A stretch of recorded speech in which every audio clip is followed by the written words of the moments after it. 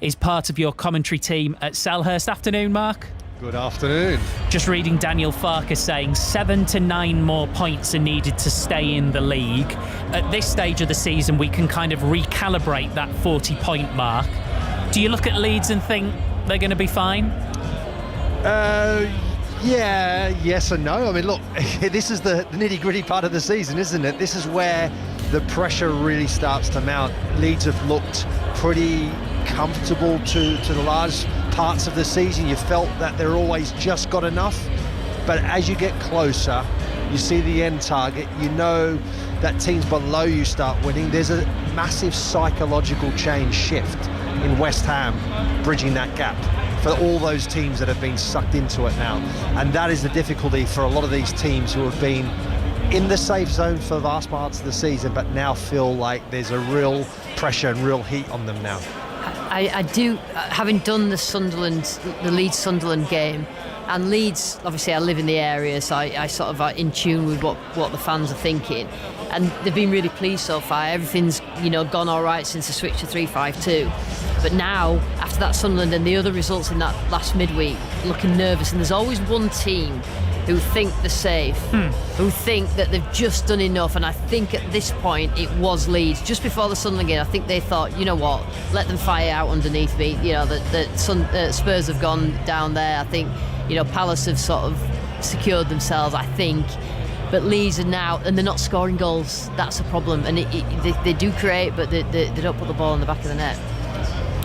Yeah, I felt quite comfortable about Leeds, but then Forest and West Ham, they're just still managing to get some points on the board. And I think in some ways, for as much as we're going to be fair to them, Burnley aren't really part of this, are they? So we're looking realistically for one team dropping out of 4.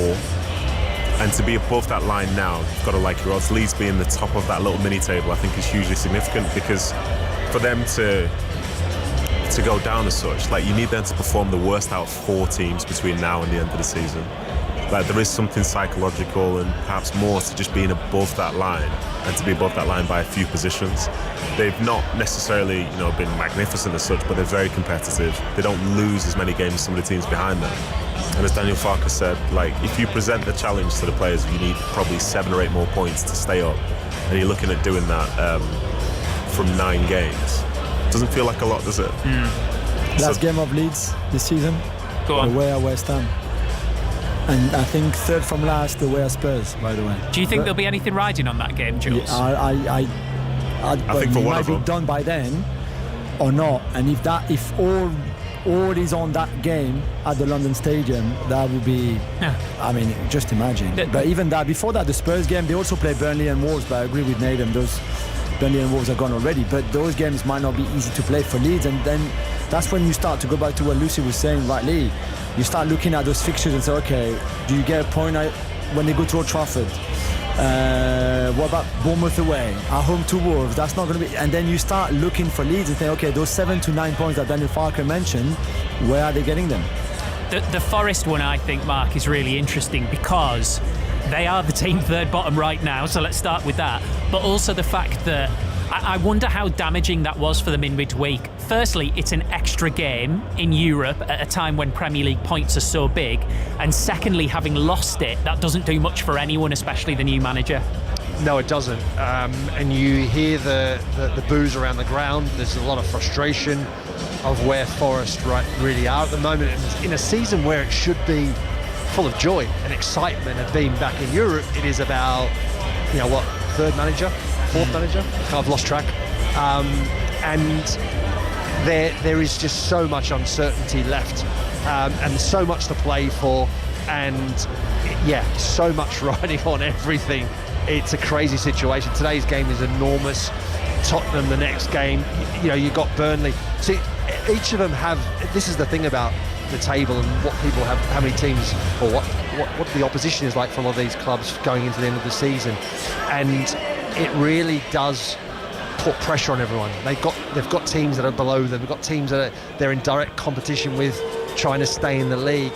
This is where it really defines a season. They've got to try and put behind them the disappointment of what they've had so far this season, but now roll their sleeves up in almost like a mini little season. They've got 9 games left, and now is when they've got to make a defining moment in their season by winning these games to get enough points to stay in the league. Mark, thank you very much. Have a good one. Cheers. That's Mark Schwarzer. You'll get commentary from him this afternoon. Crystal Palace versus Leeds United, 2 o'clock on Sports Extra 2. Sports Extra, Forest versus Fulham. These are the sounds of Old Trafford. Manchester United versus Aston Villa in full here on 5 Live with John Murray and Dion Dublin. Dion, I just wanted to talk actually about Ross Barkley a little bit here, because John was just mentioning how long it's been since he started a Premier League game. We started the programme today talking about Max Dowman and what a young superstar, effectively, or expected to be superstar, can do. Ross Barkley was that kid as well, and he's had a good career, hasn't he? But it just goes to show that a great career is not a given.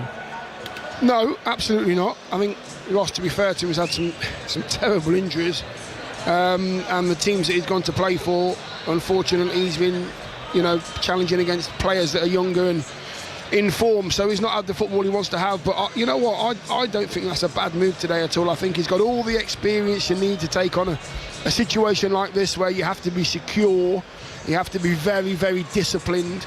I still think he's a very good footballer as well, so I have no problems with that decision at all. Just to remind everyone, Steve, of that unique career path of Ross Barkley, having started at Everton, during that time had a couple of loan spells at Sheffield Wednesday and Leeds. Then he made that move to Chelsea, had a loan move to Aston Villa, then moved to Nice, from where he moved to Luton, that unusual Nice-Luton double, and then 2 years ago, 2024, made the £5 million permanent transfer to Aston Villa. But as I say, this is just his second start of this season in any competition. So he started in the recent FA Cup match in the 4th round against Newcastle. First start in the Premier League since the 4th of January 2025. It sort of feels, Joel, that he refound himself in France and then sort of rubber stamped it back in the Premier League with Luton. Yeah, I think that year in France did him a lot of good, really, and maybe he felt like he had to leave England and the UK to just relaunch that career, because the move to Chelsea, although the second season was not bad, overall maybe it was just not the right choice for him career-wise. But to go to France, where they obviously no expectation, there was nothing about Ross Barkley, the England international. It'd been a long time since he played for England anyway. He was not that wonder kid that you mentioned, Steve, that I think that might have come with a lot of pressure at the time, being at Everton and the centre of attention, all of that. In France, it was not like that. I think he had a really simple life, did really well on the pitch in Ligue 1, a league that is obviously not as good as the Premier League, where he found his confidence back, the mojo back, the fitness back. That worked really well for him. And then I was surprised even after that it was only Luton really his way back to the Premier League, because I thought other clubs could have seen the opportunity there. He also has John McGinn back in that midfield, Nottm, which is really, really important. We talked about fatigue, especially when you've been playing in Europe. If you've got one of your most important players and they've had not the time off you want because of an injury, but somebody fresh of his significance. Yeah, of course, somebody coming in back in like that, who is the captain of your football club. I think that obviously goes a long, long way, and you just hope from his perspective that, he can come back and find his rhythm quite quickly. Because these games, like, the manager's trusting him to go out there and to try and, put forward the plan to be successful. These games are massive. This is a huge game for Aston Villa. All the stuff about Thursdays, Sundays and so on, and the runs that have been on, that's great to this point. But the games going forward, each one of them is enormous, because it really dictates not just this season, but what next season could look like as well. So for him to come back, it's a massive boost, and hopefully for them, they can get a couple more players in as well. Yeah, and a lot of what Emery does is through those central areas, and so he carries the ball well, McGinn, not just passing, in terms of winning the ball back if Villa lose it in those central areas. And I think just having that sort of emotional tempo of the game he brings to it, being the captain, being the leader, I think it's, and like Nottm said, it's so important for Villa this game. It's a tough one, because Man United have been, working up to this game for however many days, not played for a while, so they'll be fresh, and Villa it's just a relentless schedule. But the winner of this will be interesting to see who stays around that sort of top 5. I'm really interested, Jules, in that midfield battle today. Barkley, who we've been talking about, with Onana, against Menu and Casemiro, who as soon as he announced he was going to leave, has suddenly become like sort of Real Madrid vintage Casemiro. The wonder of what not playing in Europe makes you when you're that age. Absolutely. You know, it's that. Sometimes it's just as simple as that. I watched Onana on Thursday night against Lille, and okay, he was going back where he played before, etc. But he was a Rolls Royce in that midfield. That is just so good. And you're right today. Who puts the other midfield more under pressure? Who recovers the ball the highest? Who prevents Casemiro, Menu to dictate the tempo of the game? The key would be there. You would expect Bruno to work as hard, that McGinn to help the double pivot of each team, really, which is going to be fascinating in itself, because if Villa restrict Bruno too in his creativity for United, obviously you take a big part away of what this team under Carrick has been doing with Bruno as a 10. So it'd be very interesting to see if Onana or Barkley or McGinn, whoever is in Bruno's zone the most, and who gets the best out of the other, really. Jules, Nottm, Lucy, thank you all very much indeed. Thank you. Great stuff. Lucy Ward, Julian Laurent and Nottm Manur, who've been with us on Premier League Sunday. Teams are in the tunnel at Old Trafford and Selhurst Park and the City Ground. Reminder of your choice of listening. If you want only Crystal Palace against Leeds United, that's on Sports Extra 2. If you want Nottingham Forest versus Fulham only, that's on 5 Sports Extra. Good afternoon, hello and welcome to the East Midlands with the Welcome to the Jungle soundtrack. That tells you we're on the banks of the River Trent, live to you from the City Ground, minutes away from Nottingham Forest against Fulham in the Premier League. Clear skies, we have had a bit of rain, but mainly bright conditions. There is a bit of a wind whipping up as both players make their way from underneath the tunnel. I'm Tom Gale. I'm delighted to be in the company of Premier League winner Mark Albrighton. With all due respect to Fulham, Mark, this is a huge game for Nottingham Forest because they need to change the trajectory of their season. Yeah, good afternoon. You're spot on. I think Nottingham Forest, it's probably a more important game for them, you could say. I think a win today would be huge for them, especially at home as well, where they have struggled in recent times. I think for Fulham, I think it's a chance just to make the league look a little bit better for them. They could jump a few places today, and I think with Fulham, you don't really know what you're going to get. They've struggled to keep the ball out the back of the net recently, so they'll be looking for a clean sheet against a Nottingham Forest team that are struggling to score goals. So the pre-match handshakes are being exchanged. There's the Premier League More Than a Game banner, which is here to promote the good work done in the community across all Premier League clubs. And as I look towards the Trent end over to my left, there is a banner that drips down, and it has the quotes of arguably their greatest ever manager, Brian Clough. I hope anyone's not stupid enough to write us off. One thing is in terms of their history and obviously this reputation at the club, Mark, but the reality is West Ham, even Burnley are potentially showing some signs of recovery, whereas Tottenham and Nottingham Forest at the moment, they need a big change in direction. Yeah, I think we see it. We see it most seasons, that in terms of teams, whether it's at the top or at the bottom, timing your run of form. And I think I look at West Ham and they do look like they've timed that perfectly in terms of their form, their results, their performances. They look solid at the minute. They look like a good side, and one strong enough to stay in the division. Nottingham Forest don't seem to have that at the minute. The Vitor Pereira era hasn't really took off too well yet, so they'll be hoping for big improvements there. So both sets of captains are in the centre circle. Joachim Anderson and Morgan Gibbs-White, flanked by the Forest mascots. One full time in this Scottish Premiership. St Mirren 0, Rangers 1. So a big result for Danny Roll's side, as Steve Crossman was telling you. Choice of listening across 5 Live. Stay with us here on Sports Extra for uninterrupted commentary of Nottingham Forest against Fulham. On 5 Live, BBC Sound, it's Manchester United against Aston Villa. And Sports Extra 2 is Crystal Palace against Leeds United. Scarves were dotted around all of the City Ground seats in the home section, and that's the pictures that are in front of myself and Mark Albrighton. Those who can stand and loft them high and proud above their heads. And they here now have Mullican tie.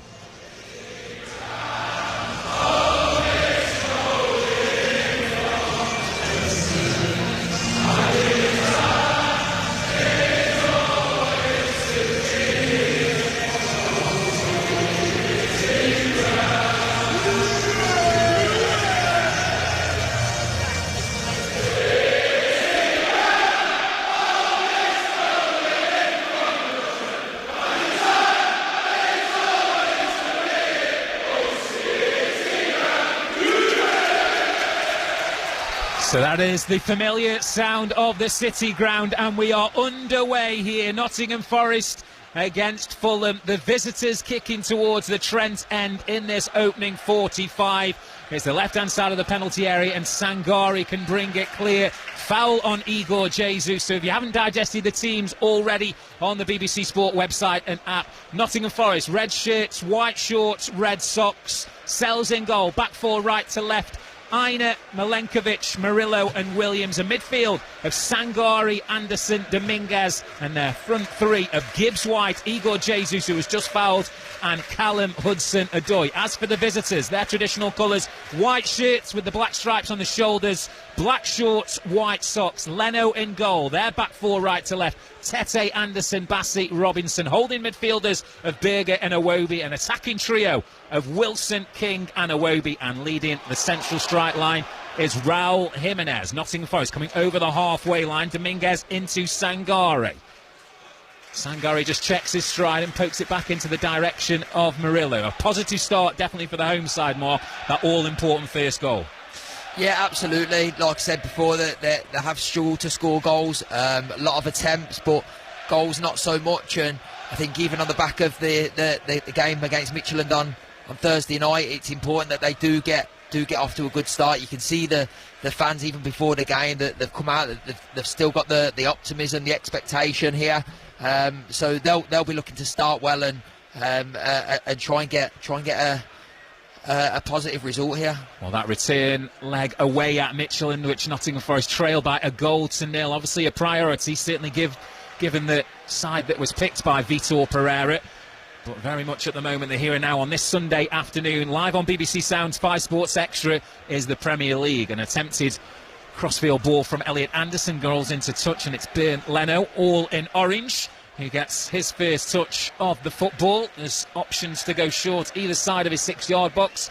Bassi and Joachim Anderson. It looks as though he's going to wave those two away and go direct down the middle. 2 minutes played.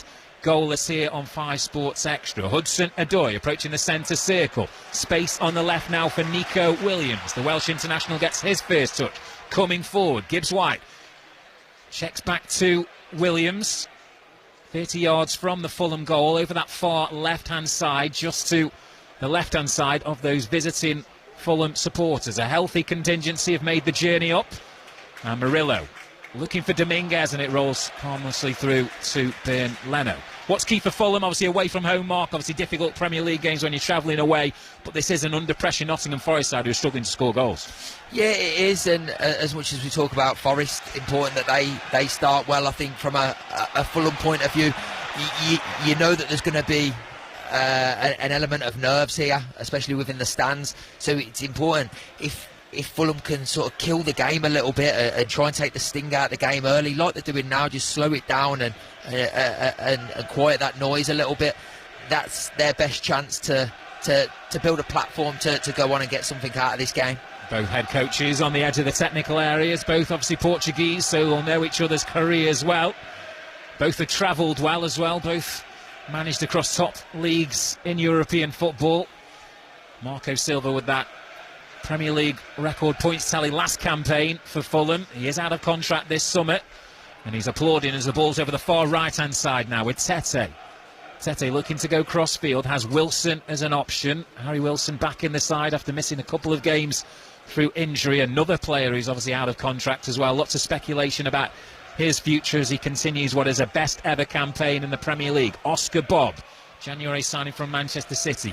Fulham a good 40 yards away from the Nottingham Forest goal, just passing it along the back line. They're in the centre circle, almost on kick-off spot with Anderson. Tete's going to go all the way back to his goalkeeper. Bassi in the left-back position, that rare combo of a short sleeve and gloves. Were you a gloves man, Mark Albright? Were you a base layer man? What was your modus operandi? Yeah, I went through spells, to be honest. Spells where I was probably feeling the cold a little more than other times. Was that the case when you got older? Yeah, I think it was. Yeah, the bones do get colder, don't they? Wilson, right-hand side. Will Iwobi keep that in? He does, but it's straight into the grasp of Sells. So a good move down the right-hand side for Fulham. Crossing opportunity, but the Nigerian couldn't really get much power. He was on the stretch there. Alex Iwobi, who has scored 2 goals and an assist across his last 3 Premier League appearances. Maybe one of those who didn't quite get going that early on for Fulham. Interrupted season, obviously, with Africa Cup of Nations. Still 0-0 across the Premier League, whether that's with ourselves here, Forest, Fulham, Manchester United, Villa and Crystal Palace, Leeds United. We will keep you updated should any of those scorelines change. Matt Sells, you can see the breeze just flicking across his all-navy attire. Milenkovic goes over the top, but that's a bit of a waste. Neither side have really struggled to get in much flow as we played, 5 and a bit minutes here, Mark Albrighton. Yeah, no teams really took the game by the scruff of the neck, have they? I think from a Fulham point of view, like I say, it's important that they just keep possession and try and move the ball, try and take the sting out of these early stages, which I think it seems like they've done. You can tell how the atmosphere has sort of quieted down quite a lot from just before kick-off, and that was important for Fulham to do. I think Forest need to get hold of the ball and try and create something. An up and under clearance from Williams, which Igor Jesus will put pressure on Joachim Andersen. He has to head into touch, so almost parallel with the 18-yard line. It will be a Nottingham Forest throw. Gibbs White leaves it for Nico Williams. There's a slight gradient over that side in terms of a run-up if he wants to opt for a long throw. That doesn't seem to be the suggestion at the moment. Anderson offers to come short, and it is with the England international. Left-hand side, approaching the Fulham penalty area. Stopped by Harry Wilson. Quick throw into Elliot Anderson, who scored that terrific goal away at Manchester City, where Vitor Pereira's side still awaiting a first win under the new manager. But that was an impressive statement result, Mark, being 2-1 down away against Manchester City and getting something out of the game. Yeah, it was, and I think they showed a lot of strength and resilience in that game. They knew they was going to come up against a lot of pressure, especially in the last 20 minutes or so as well. They had the backs to the wall, but they were strong, they was organised and compact and hard to break down, and that's what they've probably lacked this season. They've lacked an element of that. And they're coming forward now on the left-hand side. Anderson towards the byline, tangling there with Raul Jimenez, who's working extremely well. This lone central striker back on his own byline, winning back possession. Aina looks to chest it into the path of Murillo. Josh King loses his footing, and it's going to be comfortable for Milenkovic. Midway in his own half, but uncontested. He can look to bring the forward, and you can sense maybe a little bit of nerves from the home supporters that they just want to see a bit more direct intent from Nottingham Forest here, Mark. Yeah, they will. There's always going to be nerves, especially this stage of the season and where they are positioned in the league, especially on the back of their season last year.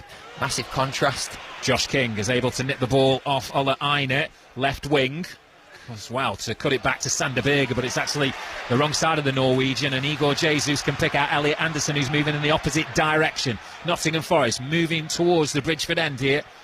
Nico Williams in possession, left-hand side, slowed up by Tete, gets away from him. Crossing opportunity, thwarted by Joachim Andersen, the first corner of the game for Nottingham Forest. Yeah, that's better. Nico Williams just looking to get the ball in the box once he gets down into on that left-hand side. He gets down to the byline. First thought is can I get a crossing? Can I just hang one up to the back post? And is Igor Jesus there to attack it? And I think that's what they need to see more. A bit more positivity, a bit more sort of forward thinking.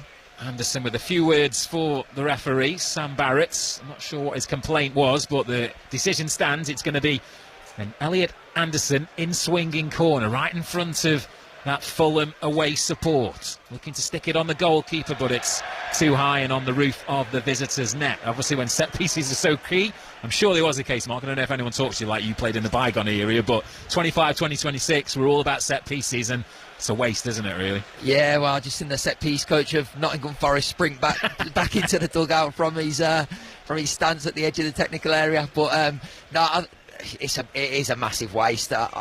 Maybe the conditions play a part. We did say it was windy, but yeah. I think you've got to allow for that. I'm probably making excuses for him at this level. That shouldn't be happening. Well, he's looking to make amends. He's now heading towards the Fulham box, right-hand side. Checks inside of Bassi on his left and drags it wide. I think he would have preferred to let fly with his right boot, but a positive response. Poor corner. That was excellent. Yeah, it was. Yeah, he gets in front of Bassi, does Anderson. Once he gets the ball, great header to set himself up. And but Bassi's got the pace to get back, so he's had to cut inside onto his left foot. And once he's there, he could have possibly gone to the far post and tried to bend it in the far post, but I think he just tried to give the goalkeeper the eyes and whip one back into the near post and just drags it too much and puts it wide. But that's better. Good running from Anderson and more positivity from Nottingham Forest. The first bit of direct action that we've seen from either team to try and score a goal from the goal kick. Jimenez and Bob get in each other's way, so it'll be a Nottingham Forest throw taken by Ola Aina, just to the left of his head coach, Vitor Pereira, who's wagging his finger, pointing over to his right, indicating he wants it straight down the line. He ignores that into Gibbs-White, who looks to hook it over his shoulder. And it will be a Fulham throw to be taken by Anthony Robinson on his 150th Premier League appearance for the London club. Obviously big hopes for him this summer as an American international. That World Cup looming ever closer. Of course, you'll hear everything live across 5 Live and BBC Sounds, but our focus very much in the here and now is the Premier League. A fascinating battle certainly down the bottom. That's largely what our attentions are over on 5 Live. Manchester United and Aston Villa contesting those Champions League spots. Crystal Palace, I wouldn't say they're safe at the moment, but have a healthy advantage over the bottom few. Leeds United need points, and we know very well the predicament that Nottingham Forest find themselves in. And it's a free kick to Fulham, which Sander Berge takes from the wrong place, more over the left side of the centre circle. Sam Barrett wants it taken on the right lip, and they'll take their time here, Fulham. Anderson goes short to Bassi. Just ticking into double figures in terms of time elapsed here. Still goalless, Elliot Anderson, with the only significant threat of trying to score a goal here. And those jeers is because the ball goes under the boot of Harry Wilson. What have you made of Harry Wilson? Because obviously the numbers speak for himself, Mark, but he's a player who, as a youngster, came through, obviously at Liverpool, had to bide his time, but really clicking this season in Fulham colours. Yeah, funnily enough, I was listening to a podcast that he was on in the week, Harry Wilson, and he spoke really well. Spoke like he's matured quite a lot in recent years. He's probably got more of a become more of a senior figure in a team. He's found a club that he can really relate to. His game really suits this manager as well, and we're seeing that with the numbers that he's turning up with now, and the way that he plays, I'm a massive fan of. I feel like he's, as much as he's a clever player with the ball, very technically good, but he can play direct as well. He does like to get the ball into the box. He's got Raul Jimenez ahead of him. He likes to serve him, so I think he's a fantastic player. I think one thing he was saying in the podcast that I was listening to was he'd like to score more tap-ins, which I think I'd agree with him there. I think a lot of his goals are screamers. Well, the boos are because a coming together between Milenkovic and Jimenez, and the Mexican has stayed down on the turf, holding his right jaw, thumping the grass as well. He's come off worse for wear in that. Just continuing that Harry Wilson conversation. Obviously 9 Premier League goals, 4 assists as well. Can Fulham afford to not keep hold of him, Mark? Obviously at the moment they are. We spoke about this in the build-up. We're not quite sure where Fulham are they? Are they a side who are looking for Europe? Are they happy to be safe and conserve that Premier League status? If you want to kick on, Harry Wilson's a certain player that you need to retain, or the other argument is he's 28. Yeah, it's a big part of his career now. It's a real big stage of his career. But I do look at it, and I do think he's, like I said, he's found somewhere. It's like a home for him. I think every footballer goes through their career, and they probably find one club that really suits them, suits their style of play. And even the manager. I know managers don't last, but like I say, his relationship with Marco Silva seems to be very good. And but I think a lot of it rides on, like you say, that ambition of Fulham and where they want to be. Obviously, if they win today, they're right behind the European places, so they should be ambitious enough to have a push for that. You haven't missed anything. The action is still stationary, and Raul Jimenez reluctantly is going to have to come off for at least 30 seconds. It does allow me to run you through the benches of both teams as well, starting with the hosts, Nottingham Forest. Gunn, Morato, Awani, Dan Ndoye's back in the matchday squad as well. Hutchinson, Yates, McAtee, Nets and Bakwa. As for the visiting bench, Lecomte, Reed, Muniz, Nottingham Forest fan, Tom Kearney, Chukwueze, Lukic, Castagna, Sessegnon and Diop. And Raul Jimenez, who unfortunately lost his father during the week, so our thoughts certainly with him. There was questions whether or not he'd make the journey to the East Midlands. He's here, and he's clearly of the right frame of mind to contest this Premier League fixture, but at the moment he's a bystander on the edge of the Fulham technical area. The visitors down to 10. Nottingham Forest in possession as we tick towards almost a quarter of an hour played. Still goalless here. It's with Milenkovic, centre of the park, into Elliot Anderson. A faint cry of "come on you Reds" from the home supporters, who's had very little to shout about so far. One supporter screaming "move," wants to see more attacking intent from the home side. Take the game to Fulham, but Fulham are in a good defensive shape here. It's Josh King using his fresh legs, and they are back up to their full 11. And it's Ola Aina in the right-back position, edge of his own penalty areas. Milenkovic, side foot across to Murillo. Forest have not scored many this season, Mark Albright. I'm sure if you're prepping would have told you that. So if it is going to be a narrow scoreline, they need to get that all-important goal, don't they?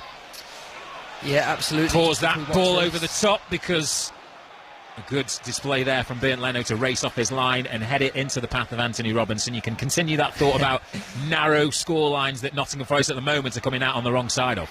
Yeah, they are, yeah, and it's not through want of trying. I don't think they've had plenty of attempts. It's just putting the ball in the back of the net. I think if it weren't for Morgan Gibbs-White, it'd be a lot lower as well, their goal-scoring record this season. But they've certainly got the players. The team isn't too dissimilar to last season, where they did very well. I think, especially here as well. That's what surprises me the most. They turned this place into a bit of a fortress last season, and this year it's been too easy for teams to come here and get something. So they need to find a way of getting chance, getting a goal. Whether it's direct for the time being, that might be it. That might be something they look to.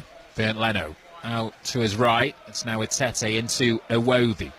Back to Berger. Very congested in that midfield. Iwobi's back on the ball, looking down the line for Jimenez. Courtesy of Murillo, it does eventually make its way through. Wilson caught by Williams, his fellow international teammate, and the first yellow card shown straight to the Nottingham Forest left-back. Wilson alert, seized on the loose ball. Williams was in late and took out his international teammate. Yeah, Harry Wilson's probably one of those players that are deceivingly quick as well. So you said that, not me. Yeah, well, I think if you look at that situation there, Nico Williams has probably got 5 yards on him. Yeah, Harry Wilson's got the momentum, but he's probably got 5 yards to make up there, and does so. Nicks a foot in and draws in the free kick in a dangerous position. Early caution for the left back up against Wilson, who of course he'll know extremely well, together at Liverpool as well as the Welsh national team.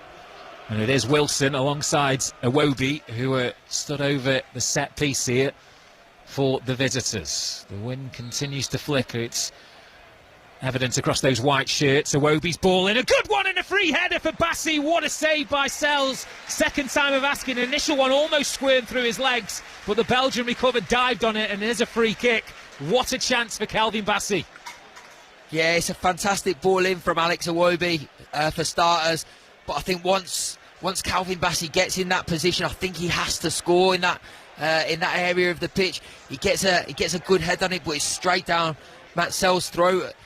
Either side of Matt Sells there, and it's 1-0. The offside is going to be tight, but I think once he's there, he's not to know whether he's onside. He needs to put the ball in the back of the net. Well, we've had to wait until the 19th minute, but we have had our first effort on target. We're just watching back the replay. It's a right leg reflex from Matt Sells to stop the momentum and then smother it with his arms as faint rain descends on the City ground, and Fulham are moving forward here. Left-hand side of the penalty area. King into Bob. He's prevented by Milenkovic. Hudson-Odoi facing his own goal midway in his own half. Tries a bit of footwork. It does come off because Dominguez will have a throw for Nottingham Forest. 0-0. No goals to bring you in the Premier League as of yet in the 2 p.m. kickoffs. A reminder, once we're done here, we would recommend you switch over to BBC Sounds 5 Live for build-up to another huge game, the 4:30 kickoff. Tottenham Hotspur very much in this relegation scrap. They welcome Liverpool, who are looking to keep pace with the Champions League qualification pursuit at the top of the table. Dominguez Short sleeves, low socks, into Williams. Gibbs-White, the Forest captain, left-hand side, switches play, looking to Hudson-Odoi. Good first touch. Trying to drive towards Anthony Robinson, coming infield, and pokes it out wide to Dominguez, who was flat-footed. And the ball skipped away for him, and it will be a Nottingham Forest goal kick. Yeah, I think Dominguez has got to read that pass from Hudson-Odoi there.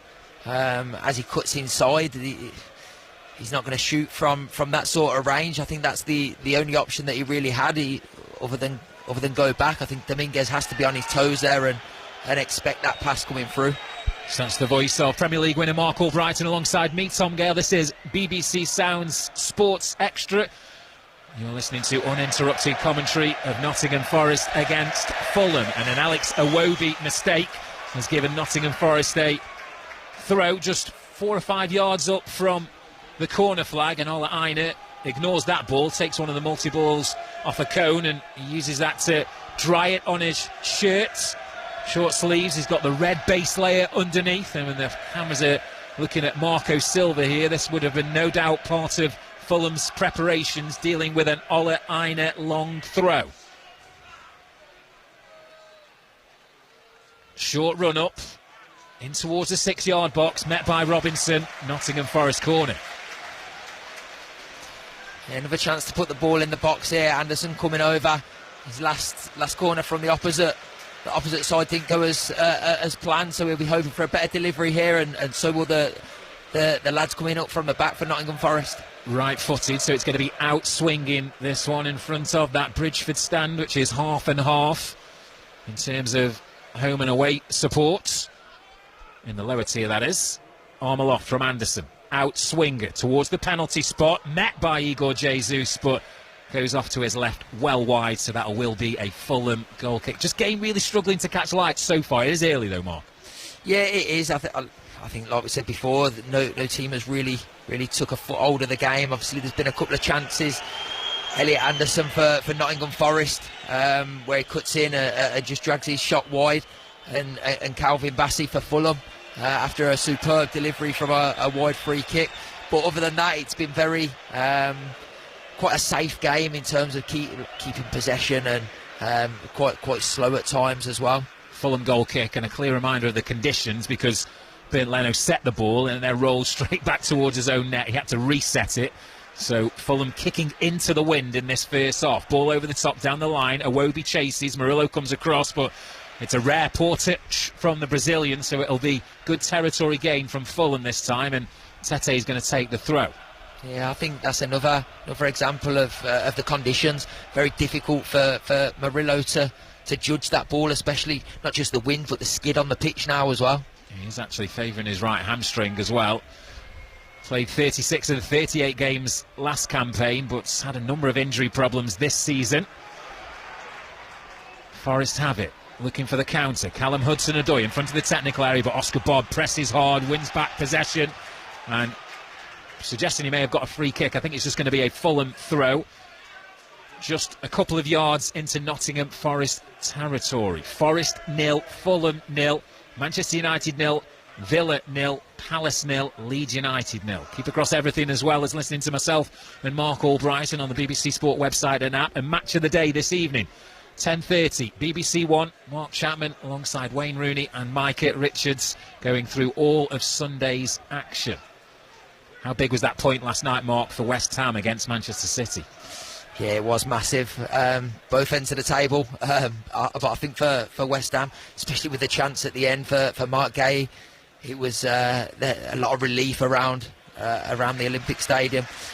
Forest closed the ball down well. Sorry, continue that thought, Mark. Yeah, no, I was just going to say, I think that's a sign of West Ham and how they are at the minute, and their form at the minute. They seem to have turned a corner and look a lot more solid and picking up some results off the back of it. Fulham playing awfully well under the high press, sticking to their guns and playing through the thirds, but Nottingham Forest had turned it over. It's centre circle.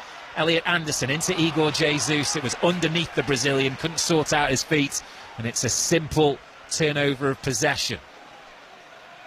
Iwobi for Fulham.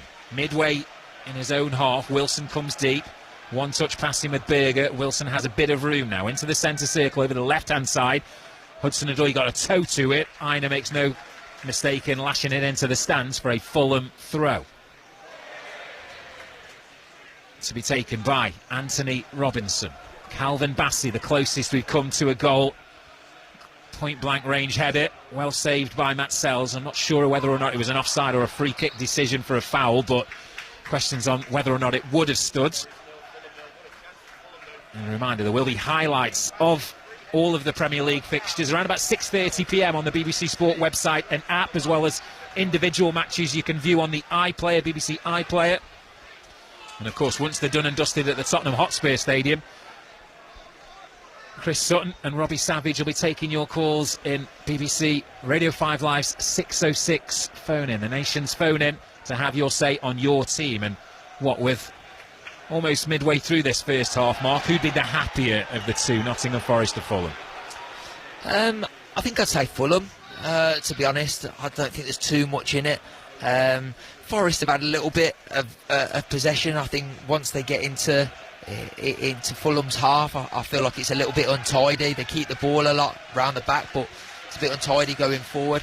I think Fulham have done a good job early on in terms of quieting this crowd and keeping the nerves there, which are always going to be there at this stage of the season.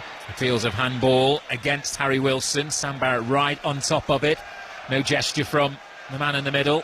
It's with Bassey, left-hand side of his own penalty area. Robinson's an option. He goes down the line for a bit of room for Josh King, who can open up his stride and bring the visitors forward. Oscar Bob takes over, the Norwegian, into King, who's got Aina, who checks inside of him, chops inside, does really well to create a bit of room.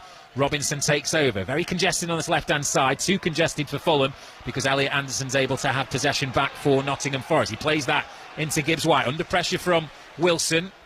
Murillo out to the far left is Nico Williams. Morgan Gibbs-White has had a quiet game so far. I'll say that because, as we know, he can quickly sparkle. Someone who certainly has World Cup ambitions, whether or not they'll become a reality. And Elliot Anderson is brought down, and it will be a Nottingham Forest free kick. Halfway, on the halfway line, sorry.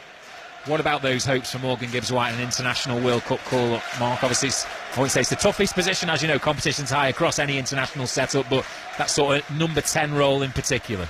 Yeah, I think personally he hasn't done himself any harm really this season. I think it's his best return in terms of goals and in a struggling Nottingham Forest side as well. So I think personally he couldn't have done much more.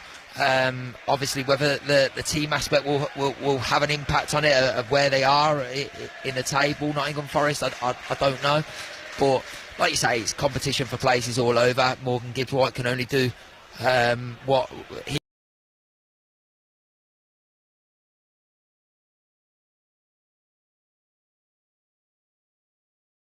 he can only do what he can do, and I think he's done very well, like I say, in a struggling side. So we are just over a week or so away from Thomas Tuchel naming that March international squads. Obviously, I think Elliot Anderson's pretty much a lock to be in that. Whether or not it's two Nottingham Forest players, we'll have to wait and see. Fulham again doing very well under intense pressing from Nottingham Forest to link up in the triangles and play through the thirds, and Josh King opens up his body and brings it into Anthony Robinson, left-hand side, looking for Wilson on the edge of the box. Murillo got a crucial touch. It's still with Williams inside the Nottingham Forest penalty area. Murillo's pass straight to Tete. Berger, Jimenez with the flick, crossing opportunity over the right-hand side for Iwobi. Good ball in. Aina has to get contact. He does. Wilson retrieves it though. Sliding in as Tete to get there before Igor Jesus, and the Nottingham Forest fans don't like that because Fulham are quicker to the 50-50s. Yeah, they are, and you can see Vitor Pereira's frustration there as well. On the sideline, just turned, but brilliant from Fulham. I love the fluidity in their movement. You've got Oscar Bob, Josh King, even Anthony Robinson on his left-hand side, then Harry Wilson coming in from that right-hand side and just move all around. Everything's just so fluid and moving into different positions, and that's what creates the chance that they just had. And I think once Fulham start playing like that, they are hard to keep tabs on. Crossfield ball from Joachim Andersen, cut out by Nico Williams. It was intended for Harry Wilson. Morgan Gibbs-White has it, cuts infield to find Dominguez. Hudson-Odoi in that number 10 pocket has room to drive towards the Fulham box. Goes to his right to Elliot Anderson. Robinson comes across. Anderson back to Hudson-Odoi, right hand side of the penalty area, 2 yards out from the byline. Approaching the half an hour mark, still goalless here on 5 Sports Extra BBC Sounds. Forest Fulham, Sangari. 25 yards out from the Fulham goal. Hudson-Odoi's ball in towards Gibbs-White, who makes contact at the far post, but again can't direct the effort on target. Fulham goal kick. Yeah, good ball in from Hudson-Odoi there, from a deeper position. But anything I'd say is when you've just got Morgan Gibbs-White at that back post that's been tightly marked by Tete as well, it was always going to be difficult for him to get any purchase on a header towards goal. Okay, so a reminder of the choice of listening. Manchester United Villa on 5 Live BBC Sounds. Crystal Palace Leeds on Sports Extra 2. And the Women's League Cup final between Manchester United and Chelsea has kicked off at 2:15. Anderson coming forward, brought down 25 yards from goal, centre on, Nottingham Forest free kick. Yeah, good play from Anderson once he picks the ball up. First thought to drive forward towards the centre of the goal and draws in the foul on the edge of the box in a really dangerous position now. And I'm sure that's what you want, Mark. Some of your better players, your ball carriers, just to be a bit more brave and make something happen. That's exactly what Elliot Anderson did there. Yeah, absolutely. And that's probably the difference between the two sides. I spoke about Fulham's fluidity and their movement and how players in different positions can affect the game from just moving around, whereas Nottingham Forest have got players that are really good at driving with the ball, whether that's Gibbs-White, whether it's Hudson-Odoi, and on this occasion Elliot Anderson, and it's just been positive. It's just drawing in that foul and making Fulham have something to defend.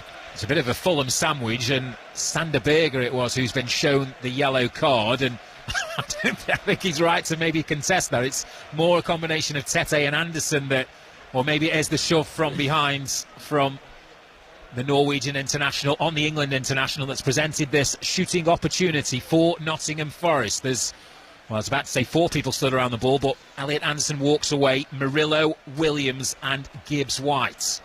Very much central for Bernd Leno. He's now over the far right-hand side of his goal, just repositioning that wall, which does include a draft excluder, courtesy of Anthony Robinson. So the American international lay flat on his left-hand side, looking to provide that additional cover should they look to go low. Actually, in fact, it's Josh King, it is. Not a case if that's the youngest, you get that role, the youngest in the squad. You can lie down and take a ball full force in the back of your head. That's his remit. Ever done a draft excluder, Mark Albrighton? No. What would you have said if you'd been asked to do it? If I was young, I probably wouldn't have answered back, yeah. Okay, so Nottingham Forest not quite happy here. Sam Barrett has blown the whistle. Gibbs-White stood over the ball still. Takes 3 strides back. Short one, goes low, and it's straight down the middle and an easy save for Bernd Leno. Shot on target, but no real trouble for the Fulham goalkeeper. And what a sidewinder outlet ball that is. Anthony Robinson midway into Nottingham Forest territory. What do you like that from your goalkeeper in terms of turning defence into attack? Yeah, fantastic from Leno there. Even the save from the free kick, yeah, it's down his throat, but it pops up just in front of him as well. So solid handling, and then his first thought is to get his team on the counter attack. Throws a lovely ball out to Robinson and at the top end of the pitch. German goalkeeper in his 142nd consecutive start in the Premier League. Anderson looking to his left, can't execute the pass. Wilson gets there ahead of Williams. We're ticking to just over 10 minutes of normal time remaining in the first half. Still goalless across the Premier League. This is BBC Sounds Sports Extra. Tom Gale alongside Mark Albrighton. Nottingham Forest against Fulham. The visitors in possession, midway and Forest half. Robinson. Hudson-Odoi comes across. On his left here, Robinson takes a touch, draws in the contact. Flailing arm connects with Hudson-Odoi. He stays on his feet, clears his lines, but Igor Jesus has really struggled to get into the game so far for the hosts, unable to make it stick. Yeah, I think he's not had too much service, and the service that he has are more clearances that he's chasing after rather than passes through to him. So he's an honest enough player. He'll keep running, he'll keep looking for the ball, but he needs the quality coming into him. 10 goals in 11 appearances in the cup competitions for the Brazilian who was brought in from Botafogo last summer, but it is still that case of 2 away Premier League goals, so he's yet to score in the City ground in the Premier League. Tirelessly worker though. King looks to roll away from Aina. The referee tried to play the advantage, but it is pulled back for a Fulham free kick. What do you make of Josh King? Obviously England youth international, but a real breakthrough in terms of regular Premier League minutes at just 19 years of age. Yeah, it's incredible to see, especially at 19, the way that he looks so mature when the ball's coming into him. How he uses his body positioning, gets his body in between the ball and the man. On that occasion, he's done it a few times. He's just so aware of what's around him, and then he's also got that quality at his feet as well. Forest have it back. Morgan Gibbs-White up against Kene Tete, left-hand side of the penalty area. A few step-overs, checks inside, a fancy back heel. He's able to retrieve that. Moved further away from goal, but now still moving forwards. Williams is an option, but he turns back to Murillo. 9 minutes of normal time in the first half. Nottingham Forest still probing here. Fulham do so well to get so many bodies back behind the ball. Oscar Bob leading the press, quickly supported by King, and it's now back at the feet of Matt Sells. I guess you don't miss that out of the game, Mark, sort of that tireless working and defensive structure closing down people. No, I think that's the one side of the game. To be honest, when I did play, I did enjoy that. Williams, left-hand side of the penalty area, cuts it back to Dominguez on the edge of the box. Slow stride towards the bottom corner, but it's an easy save. Didn't really connect with it as cleanly as he would have liked on his weaker left foot. But further encouragement for these Nottingham Forest supporters that Forest are at least trying to score a goal here. Yeah, absolutely, and the quality was there as well on this occasion. The cut back, it was actually picking out a man, and Dominguez with the left-footed finish on the edge of the box, and just didn't get enough power behind it to worry Leno. Doesn't score many goals, Nicholas Dominguez. 1 Premier League goal, and this is 67th appearance in the English top flight, and moving in the opposite direction is Robinson. Central on is Wilson. To his right is Iwobi, right-hand side of the penalty area. Looks back across, dinks the cross. It's over here, is it? Oscar Bob keeps it in play into Jimenez, still in the Forest penalty area. Left-hand side, good interception by Aina. Cleanly takes the ball. Jimenez goes to ground, no appeals for a penalty, and the counter is short-lived because Jesus can't link up with Hudson-Odoi. Yeah, unlucky there from Jesus. He takes the ball in well, just doesn't see Anderson covering behind Sanderberger there. Of course, it's been a busy weekend across all sporting disciplines. If you're into the Six Nations and you missed any of the reaction to that incredible last-ditch drama for France scooping the title, the Rugby Union Weekly, which has been daily during the Six Nations, that's available for you on BBC Sound. Speaking of podcasts, once the Sunday action is complete, there will be the Football Daily, and it'll include reaction from this game, which sees Harry Wilson edge of the box, left-hand side, shot, goal-bound, flicks up off the forehead of Murillo, takes the sting out of it, and Sells keeps it in play. That was certainly moving. First real big chance for Harry Wilson of the game. Yeah, and again, it's in a central position. He's playing wide right, but it's in a central position where he finds himself, and that's just the movement of this Fulham side, and that's where Harry Wilson's most dangerous, when he's in that position. Coming together over the far side between Tete and Gibbs-White. Tete goes to ground, head in his hands. Gibbs-White's not impressed whatsoever, trying to help him back to his feet, the Dutchman, who stayed down. As you can hear what the Nottingham Forest fans make of it. Quite surprised none of his Fulham teammates have gone over to offer any form of support just in sheer bodies. He's contesting this all alone. He's back to his feet. He's walking backwards, so no real harm done. Didn't look much in it. Looked soft on the replay. Action, well, I was about to say continues, but no, we're going back for a Forest free kick just a couple of yards in from the byline, taking Murillo back to Sells, right-hand side of the penalty area. Milenkovic looks downfield for Igor Jesus, in between Anderson and Bassi. Can't get any form of connection, so it goes straight through to Bernd Leno, who quickly rolls it underarm into Berger. Checks his wing mirrors, moves forwards, crosses the halfway line, looking to the right-hand side. Iwobi. Further over is Wilson. He now has the ball at his feet, ticking towards half-time. Still 0-0. Wilson's crossing behind Elliot Anderson with his outstretched leg. Fulham still in possession. Tete gets the boos following his actions a few moments ago. Berger for Fulham. Tete If it's booze, Kenny Tette's got the ball. That's what I can tell you, listeners, on Sports Extra. Tom Gale alongside Mark Albrighton. Still goalless in the Premier League as 3 2 p.m. games are ticking towards the interval. Josh King trying to change that left-hand side of the penalty area. The cheers will tell you as cross sails over Matt Sells' goal. Yeah, disappointing cross there from Josh King. But as I just said before, the way that he receives the ball and takes the ball in, it always sets him up for his next action. He never takes the ball in, then takes a second to decide what he's doing. He knows what he's doing already, takes the ball in comfortably and tries to make something happen on this occasion. Just gets the cross wrong, but really positive signs from him. A few members of the home support have seen enough as we're in the 41st minute. They're disappearing to the concourse and Fulham are coming forward. Left-hand side of the penalty area once again. Josh King stopped by Dominguez. Good strength from the teenager who goes to ground, wants a free kick, nothing given. Nottingham Forest have it. Anderson on the edge of his own box goes back to Milenkovic, who goes across his own goal into the left-back position as Nico Williams. He does have grass in front of him, though. He's looking over to his right-hand side, changes his mind, and Morgan Gibbs-White, who's awfully deep midway in the Forest half. Certainly for either time. Is there a point in the game, Mark, certainly in the first half, where you're just like, okay, let's just keep it tight, get to half-time at 0-0?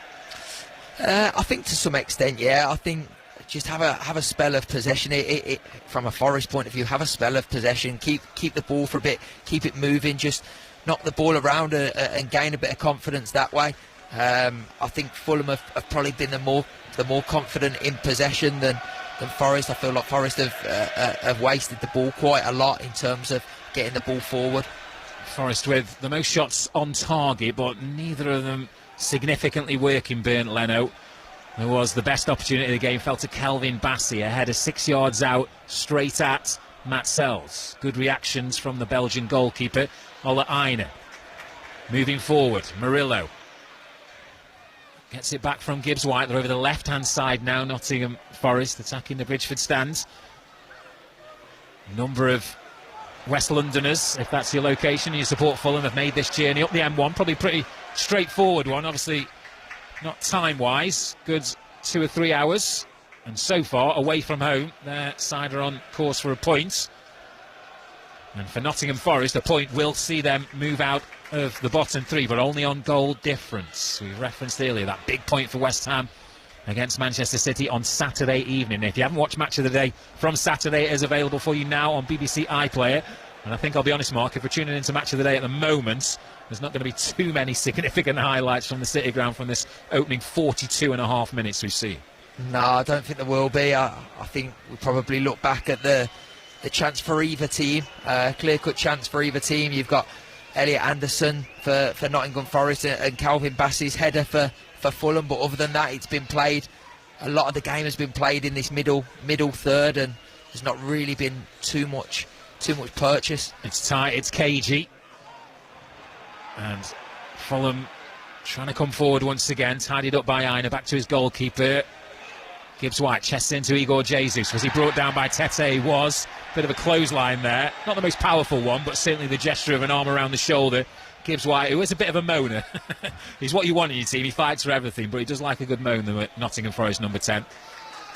Maybe perhaps a sign of his frustration yet to really have a significant impact on the game. He looks to play in Igor Jesus, left-hand side of the penalty area. Anderson comes across, had to deal with it. Nottingham Forest corner. Yeah, good ball in the end. I thought he put a bit too much on it when Gibbs-White played that through with the outside of his right boot, but in the end it held up a little bit and caused problems, and they have got a corner over there on that far side, and an opportunity for the Nottingham Forest defenders to go forward and get on the end of an Elliot Anderson cross. Well, he's had 2 corners, Elliot Anderson. The first was shocking, the second was better. He takes this one short to Nico Williams, who lets fly. That was moving, and it took a touch off a Fulham body. Always rising. Leno had it covered, but that was shifting. Yeah, you know when you catch a ball right, and Nico Williams would have felt that then. As soon as it come off his foot, he would have known that he's caught that as well as he could, just rising and took a nick. We've got another corner. Left-hand side of the penalty area on his right foot. You can't say his weaker right foot, given how cleanly he connected with that ball.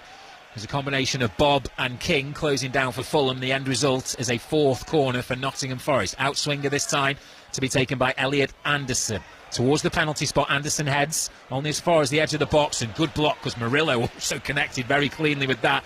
Came off the back of a Fulham body. It's repelled over the halfway line. Ola Aina back to Matt Sells. Can't envisage there'll be too much additional stoppage in this first half.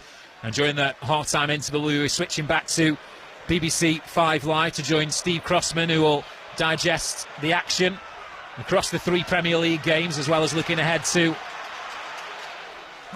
Tottenham against Liverpool. Right-hand side towards the byline. Dominguez slides in, but can't keep the ball moving forward for Nottingham Forest. And a few more home supporters are going to head towards the refreshments, as our 4th official, Andy Madley, indicates there'll be a minimum of 3 minutes of stoppage time here in the first half.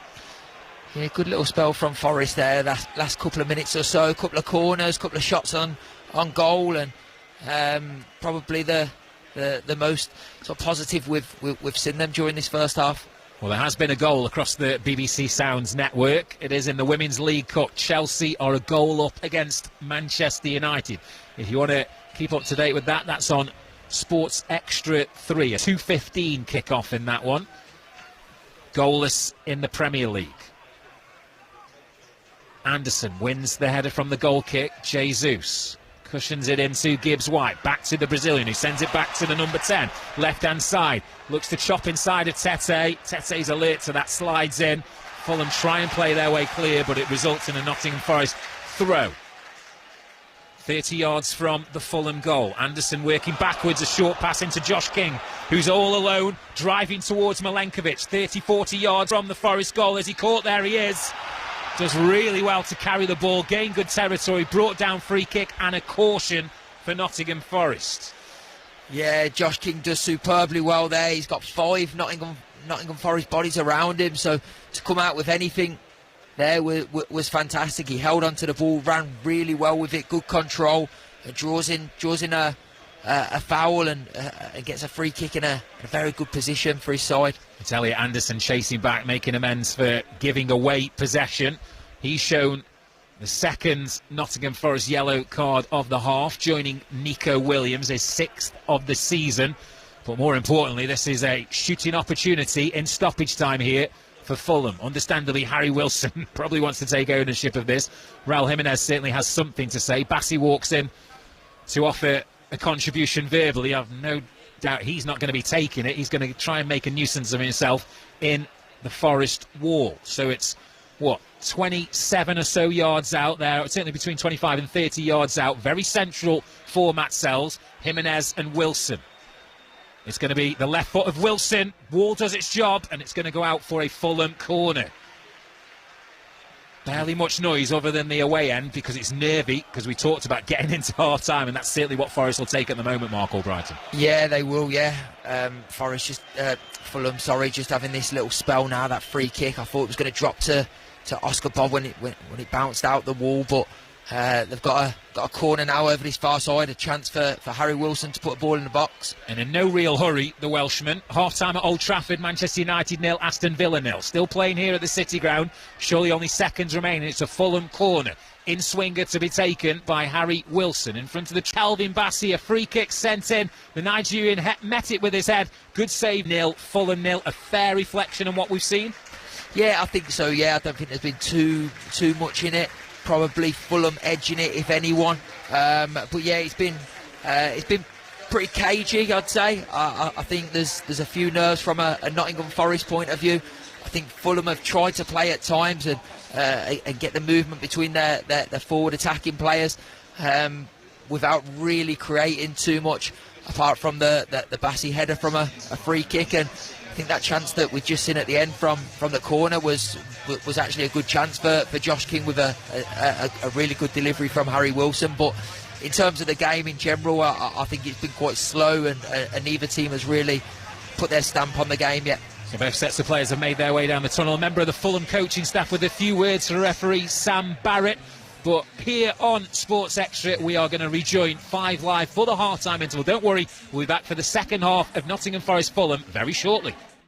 Let's check in on the Dundee derby at Dens Park. Martin Dowden. 0-0, the better chances have fallen to United. Vico Chevet saw his injury time shot brilliantly saved by Dundee goalkeeper. Amar Fatah has come close, but no cigar. 3 times Dundee had increasingly generated more and pro pressure, but it's United right now deep into injury time in this first half, pushing on, goalless in Dundee. We'll talk Players' Championship golf, and then we'll make our first trip of the afternoon to Anfield ahead of Liverpool versus Tottenham in full at 4:30 on Premier League Sunday after the news with Alison Hughes. The voice of the UK. This is BBC Radio 5 Live. Thanks, Steve. The Energy Secretary Ed Miliband says the UK is considering options to help reopen the Strait of Hormuz. The waterway, which carries around a fifth of the world's oil supply, has been effectively blocked by Iran, causing energy prices to rise. Israel and the Iran-backed militant group Hezbollah have traded more airstrikes today. Israel's Foreign Minister Gideon Saar dismissed reports that talks are imminent between his government and Lebanon, where Hezbollah are based. If the Lebanese government and the Lebanese army want to change something, they should do something in order to stop the attacks being done by Hezbollah from Lebanese territory. Until now, they hadn't done anything significant in order to stop it. Iran's foreign minister has insisted the country's new supreme leader, Mujtaba Khamenei, is in good health and fully in control. Earlier, President Trump suggested he might be dead. Iranian state media says the captain of the country's women's football team has reversed her decision to seek asylum in Australia. If confirmed, it would mean just 2 of the 7 players who stayed there after the Asian Cup now remain. And in other news, West Midlands Police, investigating the discovery of a man's body in a bin in Coventry, are asking people to help identify him. Officers believe the man had been hit by a vehicle. Detectives say he had a tattoo of a cross and a snake on his back with the words Little Stardust, and one on his right arm saying Nan, alongside a clover and the colours of the Irish flag. A group of men ran in with machetes. I'm Livy Haydock, and from BBC Sounds and BBC Radio 5 Live, this is Gangster, the story of Georgie Pye. The scene of the killing near a Chinese bookshop is being flooded with detectives. Welcome to the world of the triads. If the triads are coming out of you, you're done. Where loyalty is sworn in blood. Gangster, the story of Georgie Pye. Listen first on BBC Sounds. This is 5 Live Sports with Steve Crossman. Listen on BBC Sounds. Half-time at Dens Park, Dundee 0, Dundee United 0, and half-time at Selhurst, but not before more drama, Aaron. Yeah, we do. It is half-time at Selhurst, and we have a red card as well. Gabriel Goodmanson with a raking challenge down the back of one of the Palace players' legs, but there was complete surprise and shock for Biol not getting one. But then Goodmanson, it's a really, really poor challenge in the centre circle, and you see Oliver Glasner and Daniel Farker walking off the pitch together, deep in discussion. I think they're baffled at what they've seen over the past 5 or so minutes. Dominic Calvert-Lewin missing a penalty. We saw Biol potentially looking at getting a second yellow. He wasn't awarded that, but then moments later, Goodmanson with the challenge, and Leeds are down to 10 men. Palace 0, Leeds 0. The Players' Championship you can listen on Sports Extra from 5:30. Sweden's Ludvig Åberg has a 3-shot lead at Sawgrass. Let's speak to correspondent Ian Carter and European Tour winner Ollie Wilson. Ian, what a big few hours this is for Åberg. It really is, and I just wonder how well he slept last night. A 71 yesterday to back up his second round 63, a 3-stroke advantage. On paper, it looks a very healthy position, but it could have been so much better. He was in prime position off the tee on the par 5 16th, had to settle for a par, had a really good look at birdie on the 17th and didn't convert that, and then 3-putted the 18th, and so has let in the chasing pack. Åberg at 13 under par. Michael Thorbjornsen of the United States, his closest rival at 10 under. He's making his player's debut. And then you've got Cameron Young at 9 under, Matt Fitzpatrick, Brian Harman, Victor Hovland, Justin Thomas and Corey Connors, all at 8 under, as well as Xander Schauffele. So out of that group, you would think someone is going to make a dart and make life somewhat uncomfortable for the 26-year-old Swede. How did you sleep, Ollie, the night before your 2 big wins on the European Tour? What's the secret? Well, I wouldn't compare them to trying to win the players, but it was, he's been around, he's won, he's on the right trajectory. This is just kind of expected. It's obviously a big deal, big day for him. Didn't finish quite how he wanted to, but he's so calm and collected. I don't think he'll be too worried, and I think he'll be excited for the day, so I'm sure he slept just fine. I suppose the thing is, Ian, it's one of those things whereby if you know, even having the lead, if you go to bed knowing it could have been better and it could have been better, the psychological impact it could have. Yes, and it's how you deal with that, and I think that's the difference between humble hackers and professionals who do this for a living. And I think that the pros accept that you have your setbacks as well as your great moments. So it's dealing with that. What I find interesting about Aubert is that he would look exactly the same walking down the fairway if he just shot 63 as he would if he just shot 73, but inside there is a different story. And yes, he's won twice on the PGA Tour, he's won on the European Tour, he's had a remarkable start to his career, but there have been occasions when he's held really commanding leads and he hasn't got the job done. And it's how many seeds of doubt those kind of instances come in to compromise him on what will be a tough golf course today and the biggest day of his career to date as an individual. Matt Fitzpatrick 5 shots behind then, Ollie. Is he close enough to challenge? He certainly is around TPC Sawgrass. Here it's never over till you hole out on 18. Those last 3 holes can cause all kinds of havoc on a scorecard, and pretty much every other hole on the card has trouble out there too. So that's what's great about this course. It separates the field. It asks a lot of questions. Very low scores are very achievable, but there's disaster around every corner. So he's just got to get off to a good start, try and apply some pressure, and hopefully for him, Oberg may not get it going and can try and get in the mix down the back 9. But there's a lot of golf to play on this golf course. Ollie, Ian, thank you very much indeed. European Tour winner Ollie Wilson, correspondent Ian Carter out in Florida. Live coverage of the final round on Sports Extra from 5:30 tonight. No goals in any of our 2 o'clock kickoffs in the Premier League. Manchester United 0, Aston Villa 0. Second half commentary on the way on 5 Live. Palace Leeds on Sports Extra 2. Leeds down to 10 and have missed a penalty. Forest Fulham will be on Sports Extra at 4:30. We're all back together for Liverpool against Tottenham Hotspur with Vicky Sparks and Clinton Morrison. Afternoon.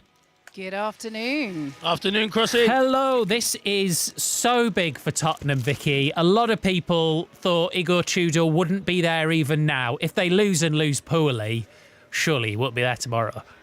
I think this is the thing for Tottenham, isn't it? And Clinton and I were just talking about this in the press room.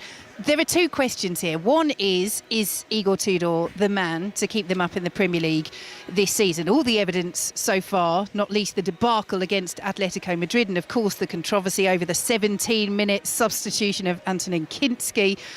All the evidence so far points to no.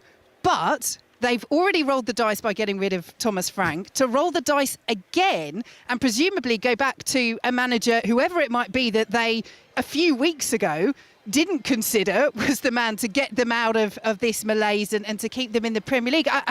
I think that's the thing. Who do you bring in? I mean, that is a question for maybe later on, for depending on what happens here. But certainly he needs a performance. Tottenham need a performance. But again, Steve, everything just seems so stacked against them. The number of injuries they have coming into this game, the complete loss of confidence, the conversation swirling around the manager who's only been in interim charge for 4 games. Liverpool must be licking their lips and rubbing their hands together for this one.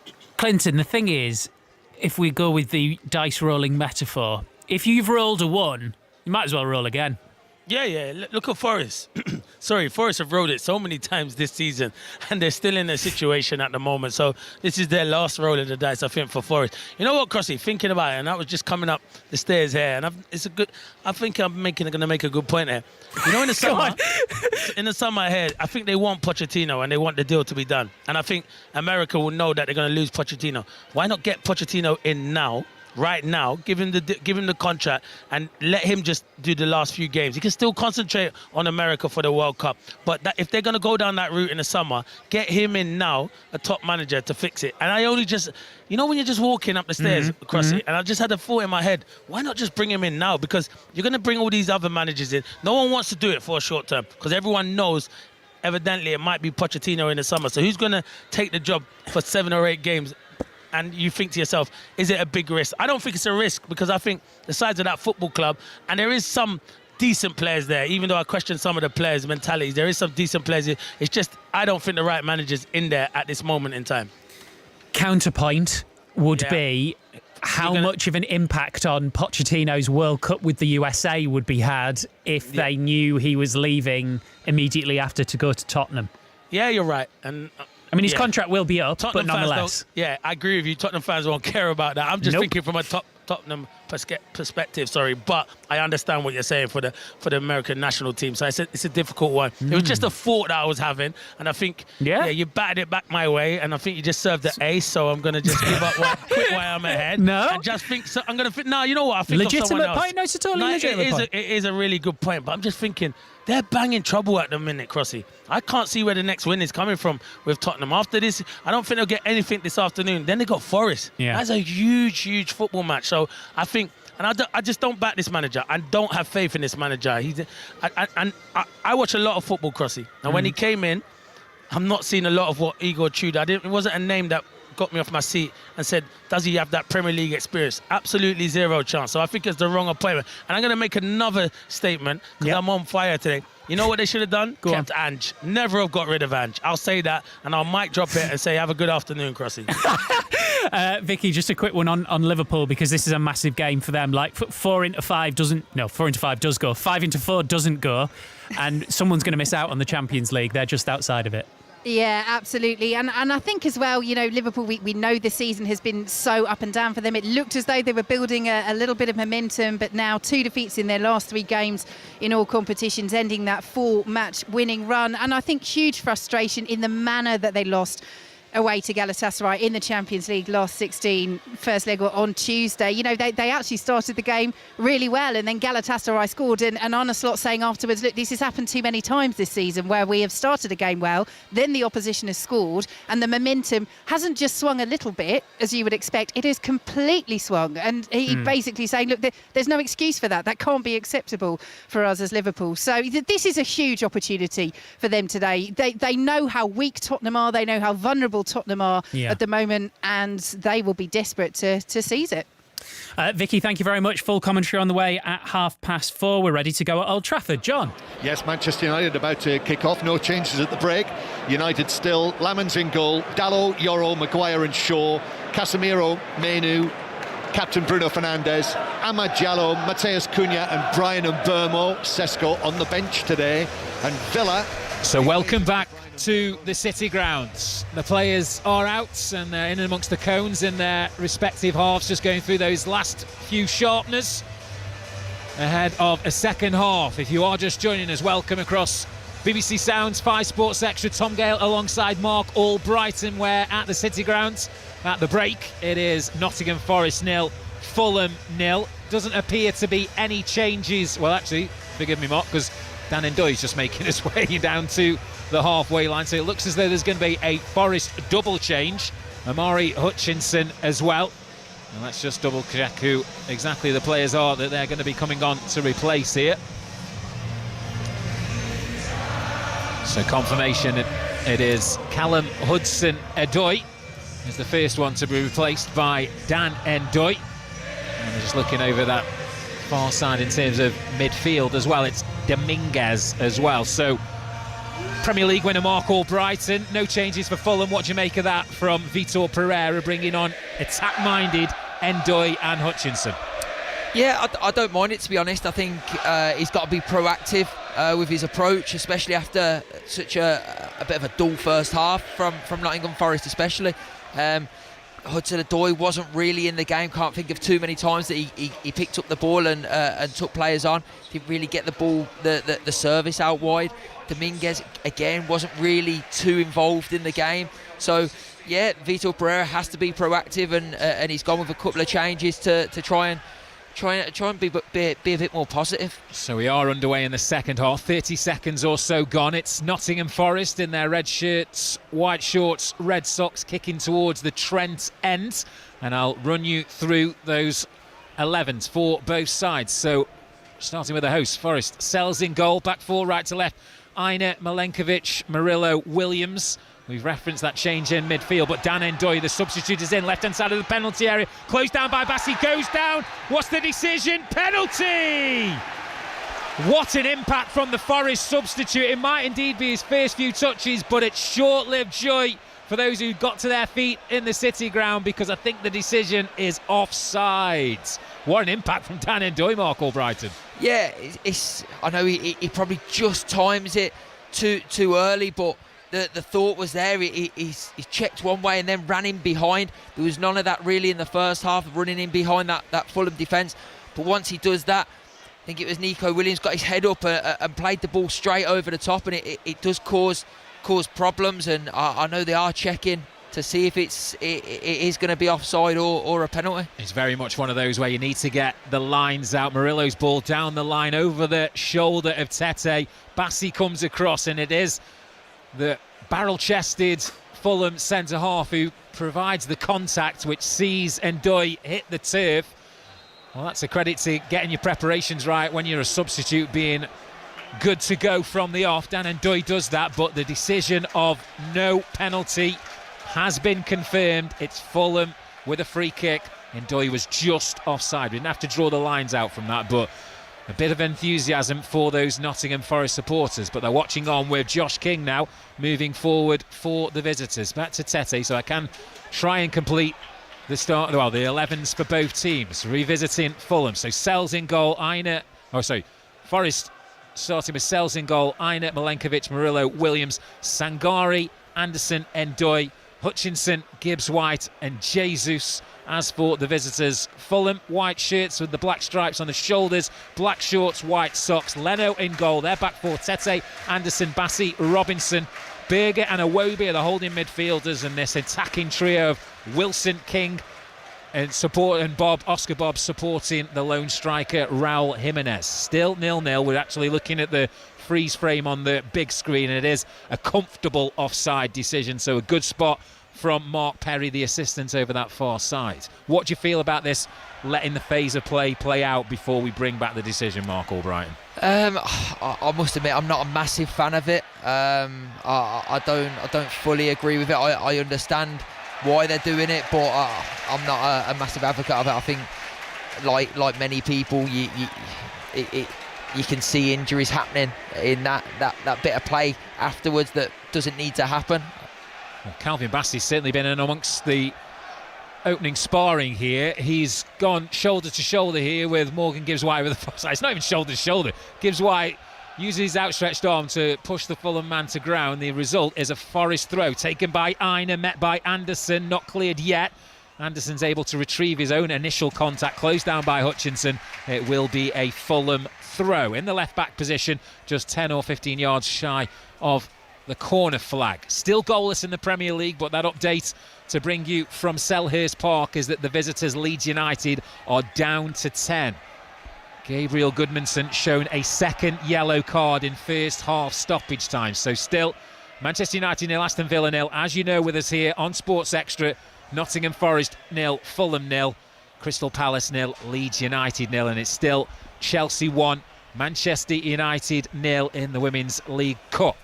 Choice of listening across BBC Sounds. Fulham with the throw on the halfway line to be taken by Anthony Robinson. There's a bit of mild drizzle that certainly descended during the half-time break. It seems to have eased off with the players back out onto the action, but there is a hefty visible wind, and that's what Nottingham Forest are going to be kicking into as they head towards the Trent end in this second half. Sells in possession, just puts his stud on the top of the ball, centre on, goes to his right. Milenkovic, 5 minutes gone in this second half. Sangari Does a 360 turn to get away from King. Head up. Languid strides. King pressing, snapping at his heels.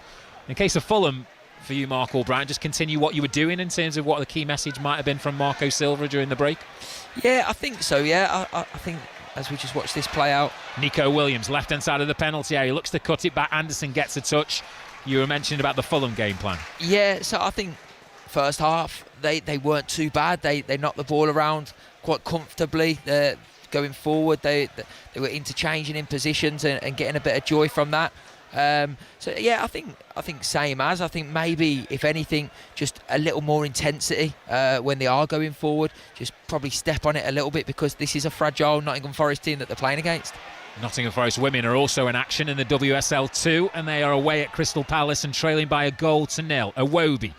Wilson takes charge, heading back towards his own goal though, just wants to keep possession, and it's Bernd Leno. 2 touches to send it straight back out to Joachim Andersen, who's looking towards the left wing, and Oscar Bob. First time control is decent. Keeps Fulham moving forward. Iwobi infield, tracked by Sangari, looking to link up with Josh King, who goes down appealing for a free kick. The referee doesn't see anything wrong. Sangari now striding forward for Nottingham Forest, right inside of the penalty area. Caught in two minds here. Crowd wanting to be more positive. He goes to Amari Hutchinson, far right, flicks it infield to Ola Aina.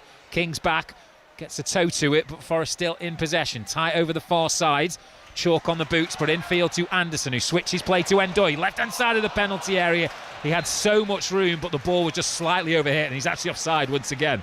So we referenced him being up to speed very quickly in this second half, the substitute, but just needs to track his runs. I'll get your thoughts on that at the moment, Mark, but there's a goal gone in at Old Trafford. So this is over on BBC Sounds 5 Live. Manchester United 1, Aston Villa 0. Casemiro, who's set to leave Old Trafford in the summer, has put Michael Carrick's side in front. In terms of Dan Ndoye, as you know, playing out wide, should he be getting caught offside so easily? No, he shouldn't. I like his positivity. He's eager to get in behind. He's eager to get the wrong side of Tete and get on the ball. Just needs to watch his run, I think, on that occasion as well. Probably just misjudged the flight of it as it come over, so he needs to adjust to the conditions as well. Iwobi for Fulham. I'm sure that goal at Old Trafford was greeted by a huge shout in the Match of the Day offices, because they've finally seen a Premier League goal here. Still 0-0 between Palace and Leeds United. Leeds United down to 10, and it's Fulham moving forward, probing for the opening goal here on 5 Sports Extra. BBC Sounds. Tom Gale alongside Mark Albrighton. Calvin Bassey. Short pass into Berger. Berger assesses his options. Feels as though Joachim Andersen's the best one. Still in and around the centre circle for the visitors, who are going to be kicking towards their own supporters in this second half. 4 wins away from home in the campaign so far for Fulham. Big win last time out against Sunderland, an informed Sunderland at the time. I know they've hit the skids of late. Wilson, crossfield to Bob. Great ball on the stretch with his chest, and I think maybe appeals for handball, and that is the end decision there. Lovely switch of play, but just a bit too much fizz on it, Mark Albrighton. Yeah, great idea from Harry Wilson there. As he gets the ball, gets his head up and sees Oscar Bob in plenty of space over on that left-hand side, and I think with the ball he just puts a little bit of curve on it, and that just wrong foots Oscar Bob, and he's chasing it and uses his hand in the end. But good positive signs from Harry Wilson. So in terms of both benches, we referenced during the break that 2 Nottingham Forest changes have been made. So in terms of the other options, pause because Iwobi's looking to play it into King. He doesn't execute that pass. And Ndoye tries to win it back for Forest, and Anderson, I'm not sure who the intended target is to that, so it's going to go out over the far side for a Nottingham Forest throw. So in terms of the substitute bench, remaining options for Nottingham Forest, obviously Gunn, the reserve goalkeeper, Marato, Awani, Yates, McAtee, Nets and Bakwa. In terms of the visiting bench, Lecomte, Reed, Muniz, Kearney, Chukwueze, Lukic, Castagna, Sessignon and Diop. It's now with Nico Williams on this left-hand side, just in front of Marco Silva, into the very lively Dan Ndoye, returning back to Premier League action for the hosts, looking to play the ball over the top to Igor Jesus, but it's overhit. Anderson has it, ticking towards the hour mark. Almost 10 minutes gone here in the second half. Tete, Ball over the top, trying to get in behind Murillo, who goes back to his goalkeeper under pressure from Jimenez. Good composure. I think he's one of a few in Nottingham Forest colours that you think, if the worst case scenario they go down, he's definitely going to be playing top flight football across Europe somewhere in Murillo, Mark Albrighton. Yeah, he's done himself absolutely no harm in the last couple of seasons. I think with his performances, they've been spot on. He looks like a solid centre half. Even on that occasion, he's got the composure. Iwobi goes across the box. Einer's there to head, and it's now at the feet of Morgan Gibbs-White, being tracked by Anthony Robinson. Amari Hutchinson at full speed on the right-hand side, flying forward for Nottingham Forest, up against Bassi. Tries to step over, low cross, cut out by the outstretched limbs of Calvin Bassi, who just double palms out to say, calm down, I've got this. High five with Berg at Nottingham Forest, throw over the far side. Yeah, and that's where you got confidence in Calvin Bassi as a defender. He's such a struggle to take on. He's obviously a big frame. He's fast. He can move his feet well as well in that defensive position. So it's always going to be difficult to get round him for Amari Hutchinson there. Well, Coenca did have a good run in the side during the Africa Cup. A few on the bench since returning from that competition, Bassi, but now very much a mainstay. Einer's long throw met by Anderson, follow up by Robinson. Elliot Anderson out jumps King, helped on by Gibbs-White. Bassi, Hutchinson right hand side of the penalty area, tries the back heel in towards the penalty spot, hoofed clear by Anderson. Positive from Forest. Yeah, it's the substitute again that's making the impact on both sides. Obviously Dan and Doy on this left hand side, but Amari Hutchinson positive, gets on the ball, wants to make things happen, tries to be clever there in terms of the back heel. I think it was the right option. He didn't really have anything else and tries to put it in a dangerous area. So again, just positive and just trying to get Forest on the front foot. Time ticks by.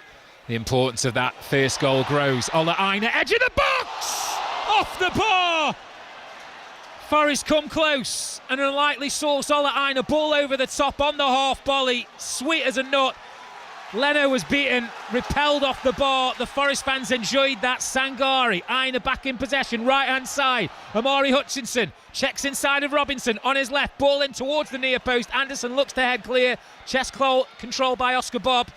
Looks as though Fulham has survived a mighty big scare there. What an effort, Mark Albrighton, from Ola Aina.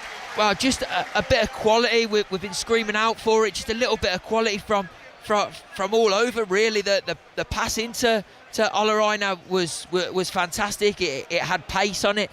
It got to its intended target. First touch from Ola Aina, sets himself up on the stretch, and then once it bounces up just in front of him, just pops up with his left foot, and he just screams a shot across Leno, and obviously comes off the bar in the end. But what an effort from Ola Aina.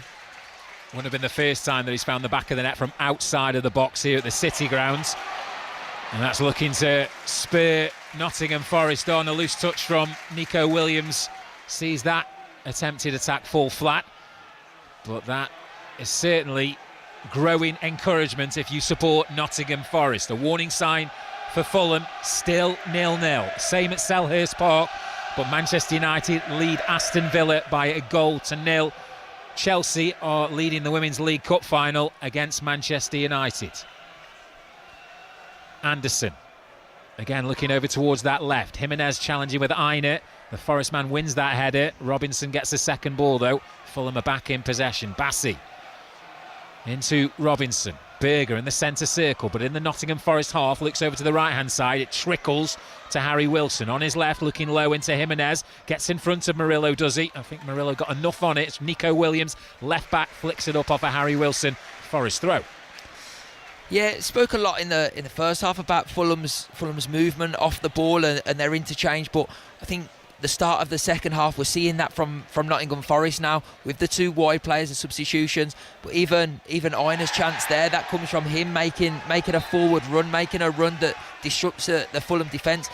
seen him do one just after half time. Didn't get it on that occasion, but this time he does and gets the effort. Forest free kick taken quickly over to the far side towards the corner flag as Amari Hutchinson. There's a sky blue balloon that's just drifting off the pitch. Amari Hutchinson in a duel with Robinson, who's forced the Forest man backwards. Done really well there. King goes toe-to-toe with Aina, but the teenager goes to ground. Aina keeps his feet. Forest in possession. Good shift of the body there from Hutchinson. Draws the foul, the contact from Robinson.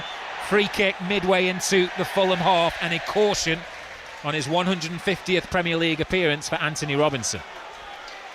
Yeah, good play from Amari Hutchinson again, just to receive the ball and on his back foot and drawing the foul on that far side, and gets his side an opportunity. Elliot Anderson over there to take the wide free kick and get the ball in the box. Fulham are preparing a triple change. I can see Chukwueze, Muniz and Lukic receiving instructions quite demonstrably from Marco Silva to Rodrigo Muniz in terms of exactly what he wants from the number 9, but they can't do anything but watch on as Elliot Anderson, wide right, 30 yards from goal, looks to swing the ball into the box, met by Anderson with the first contact. Gibbs-White pokes it back to Murillo. Murillo looking to play it into Ndoye. Fulham trying to counter here. Harry Wilson in the centre circle, but all alone. Goes to his right. Jimenez, the ball's behind the Mexican, and he won't keep it in play. And I think that actually might, in fact, be his last contribution as he almost slides into his head coach to keep it in play. And it's going to be a Forest change as well. So it looks as though the visitors are going to go first, and as predicted, Raul Jimenez's afternoon is complete. Got 2 last time on the roads at Sunderland, and he's going to be replaced by Rodrigo Muniz, who unfortunately suffered that injury very early on in the season, so still building his way back to full fitness. In terms of the next change to be made by the visitors, Oscar Bobb seems to be walking over with some degree of intent. I think it doesn't appear to suggest that it is Oscar Bobb for Chukwueze. And the third and final change from Marco Silva is the lively Josh King making way for the return first time since January of Sasha Lukic, and we'll await the Nottingham Forest change. Igor Jesus gets the high fives from the coaching staff, and Taiwo Awani comes on to lead the line for Nottingham Forest. Speaking of Fulham, because we talked about the refreshing of the Forest lineup, what do you make of that triple change there, Mark Albrighton? Yeah, well, I think Marco Silva's probably looked at the start of the opening 15 minutes of the second half, and Forest have come back into it and looked more lively. Fulham haven't really played any sort of football. Ndoye, he's in, one-on-one with the goalkeeper! Forest do get that all-important first goal, and it's a welcome back to first team football for Dan Ndoye. Ball over the top, he wins the foot race, he stays on sides, and he punishes Fulham in the 63rd minute. Nottingham Forest 1, Fulham 0. Yeah, and it's Dan Ndoye, the substitute, the half-time substitute, that's come up with the goal. I think, like we've said before, it's them runs in behind that just unsettle a defence, and it has unsettled this Fulham defence in the opening 15-20 minutes of this second half, and on this occasion he times his run perfectly, and once he gets into that position, it's a fantastic finish. So much composure just to slide it into that bottom right hand corner. Fantastic start, but it is a close one, whether it will be checked or not. We're just watching the replays, and they're trying to slow it down in terms of how level he is with the final Fulham defender. The ball over the top from Williams, and a first time finish, but the groans, as you can perhaps hear, are for the fact that it is going to be a VAR decision whether or not this one stands. Great scenes, great celebrations, a volume of relief, it has to be said, as we're watching on as Bakwa joins in the celebrations, but Sam Barrett is receiving instructions from the VAR in Stockley Park, so it's a combination of Darren England and Adrian Holmes who are reviewing the decision, and it is not going to stand. The decision is offside, so for the third time in this half, Dan Ndoye has been caught offside. This time he carried out the final act in finding the back of the net. What would have been his third Nottingham Forest goal of the season. First in the Premier League since the opening day has been chalked off, Mark Albrighton. Forest 0, Fulham 0. Yeah, and it's major disappointment for Nottingham Forest there. I think once they get the guys, we just watch this unfold. Falls to Muniz, whose goal-bound effort is headed over from 7 yards out from Ola Aina. You're reflecting there on the offside decision, Mark. Yeah, well, it's all happening now. Just back to the offside. Dan Doy, he's just looked to get in behind every time somebody's had the ball, like one of his defenders has had the ball. On this occasion, he's just timed his run just slightly too early, but if he keeps doing that, he is going to get in. Somehow, still goalless. Fulham corner. It's going to be an in-swinger in front of their own supporters, taken by Iwobi towards the near post, towards Berger. Lukic with the connection, and I thought that had almost made its way through. Just to the right-hand side of Matt Sells' goal. Boos from the home supporters because they're just not happy that goal has not stood. Decide for yourself. Match of the day this evening, 10:30, BBC One. A talking point for Wayne Rooney and Micah Richards. It's still 0-0. But it's certainly opened up, Mark. As actually, Iwobi, will he get there? Flick on from Muniz. Doesn't have the pace, Alex Iwobi. Yeah, it has opened up. Chances for both sides now. Fulham just had a couple on the back of that offside goal. Fulham just had a couple of shots. The Lukic one did look like it was going in from where we're sat. Just whistles wide in the end, but much better game than the first half. Well, another goal to bring you. They are all level at Old Trafford. Manchester United 1, Aston Villa 1. A rare start for Ross Barkley.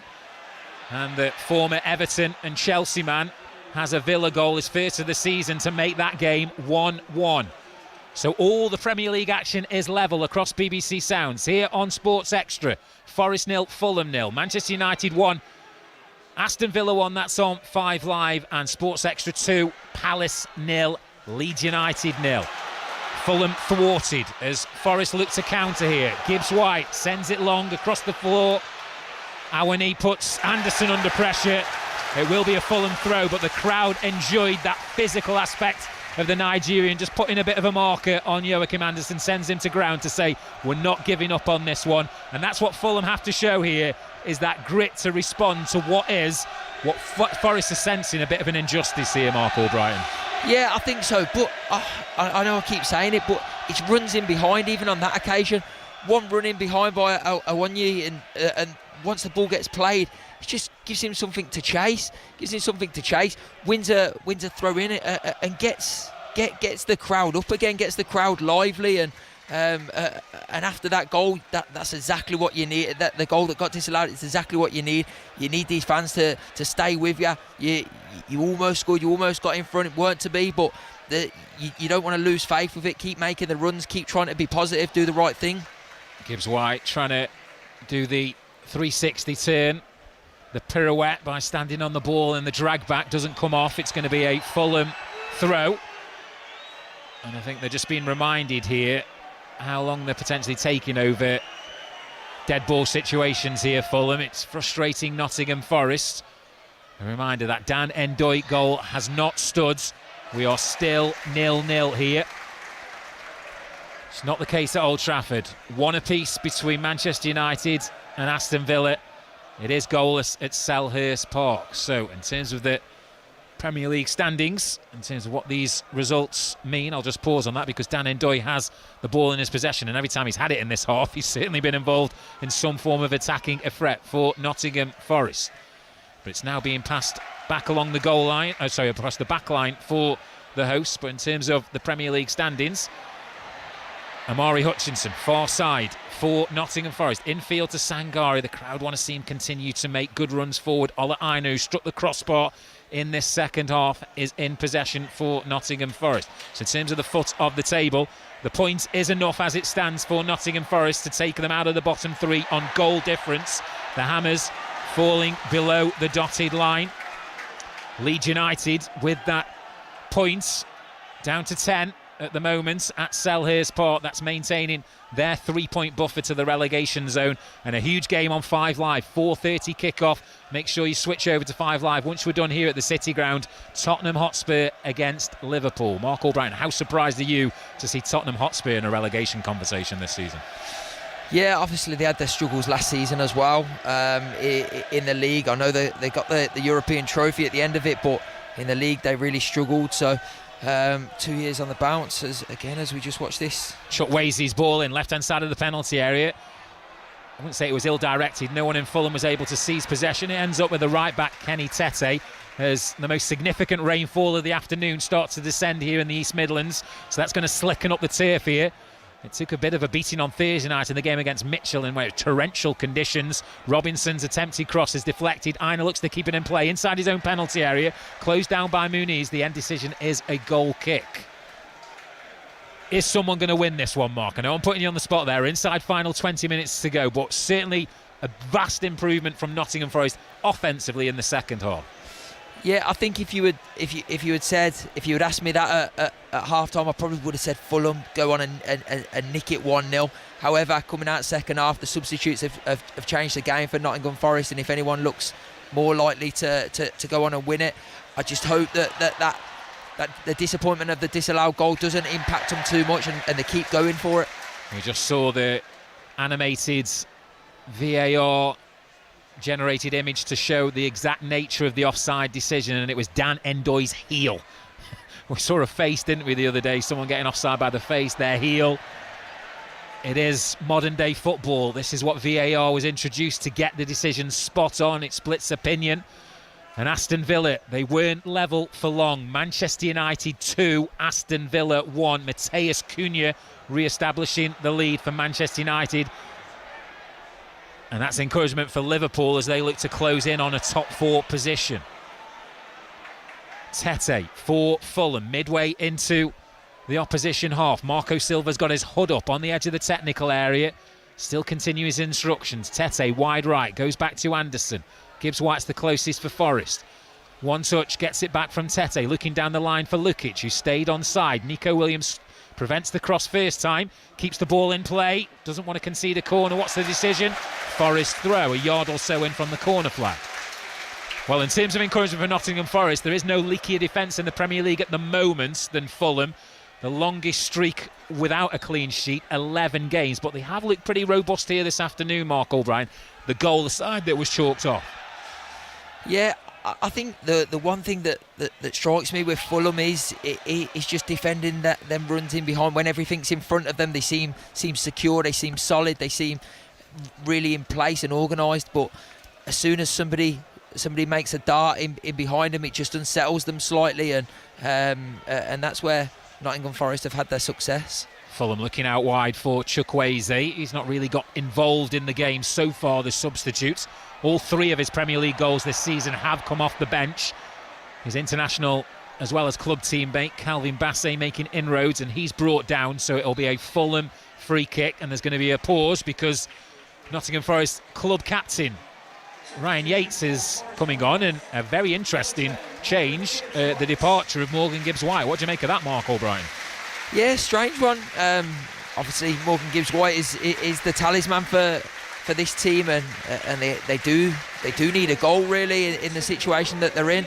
But then on the flip side of that, he hasn't really been too involved in the game. Even when they've had the success in the second half, he hasn't really been too impactful. Played a big part the other night as well on Thursday, so probably just tiring a little bit, freshen things up. Obviously bringing Ryan Yates on into the field brings that energy, that leadership that will hopefully drag them through, pull them through in the remainder of this game. Almost quarter of an hour remaining. That's the voice of Premier League winner Mark Albrighton alongside me, Tom Gale. BBC Sounds 5 Sports Extra. There was a shake of hands and a hug from Morgan Gibbs-White to his head coach once that decision is made, so I don't think he would have agreed with it, but he has headed onto the bench without any fuss and drama. Yates straight into the thick of it.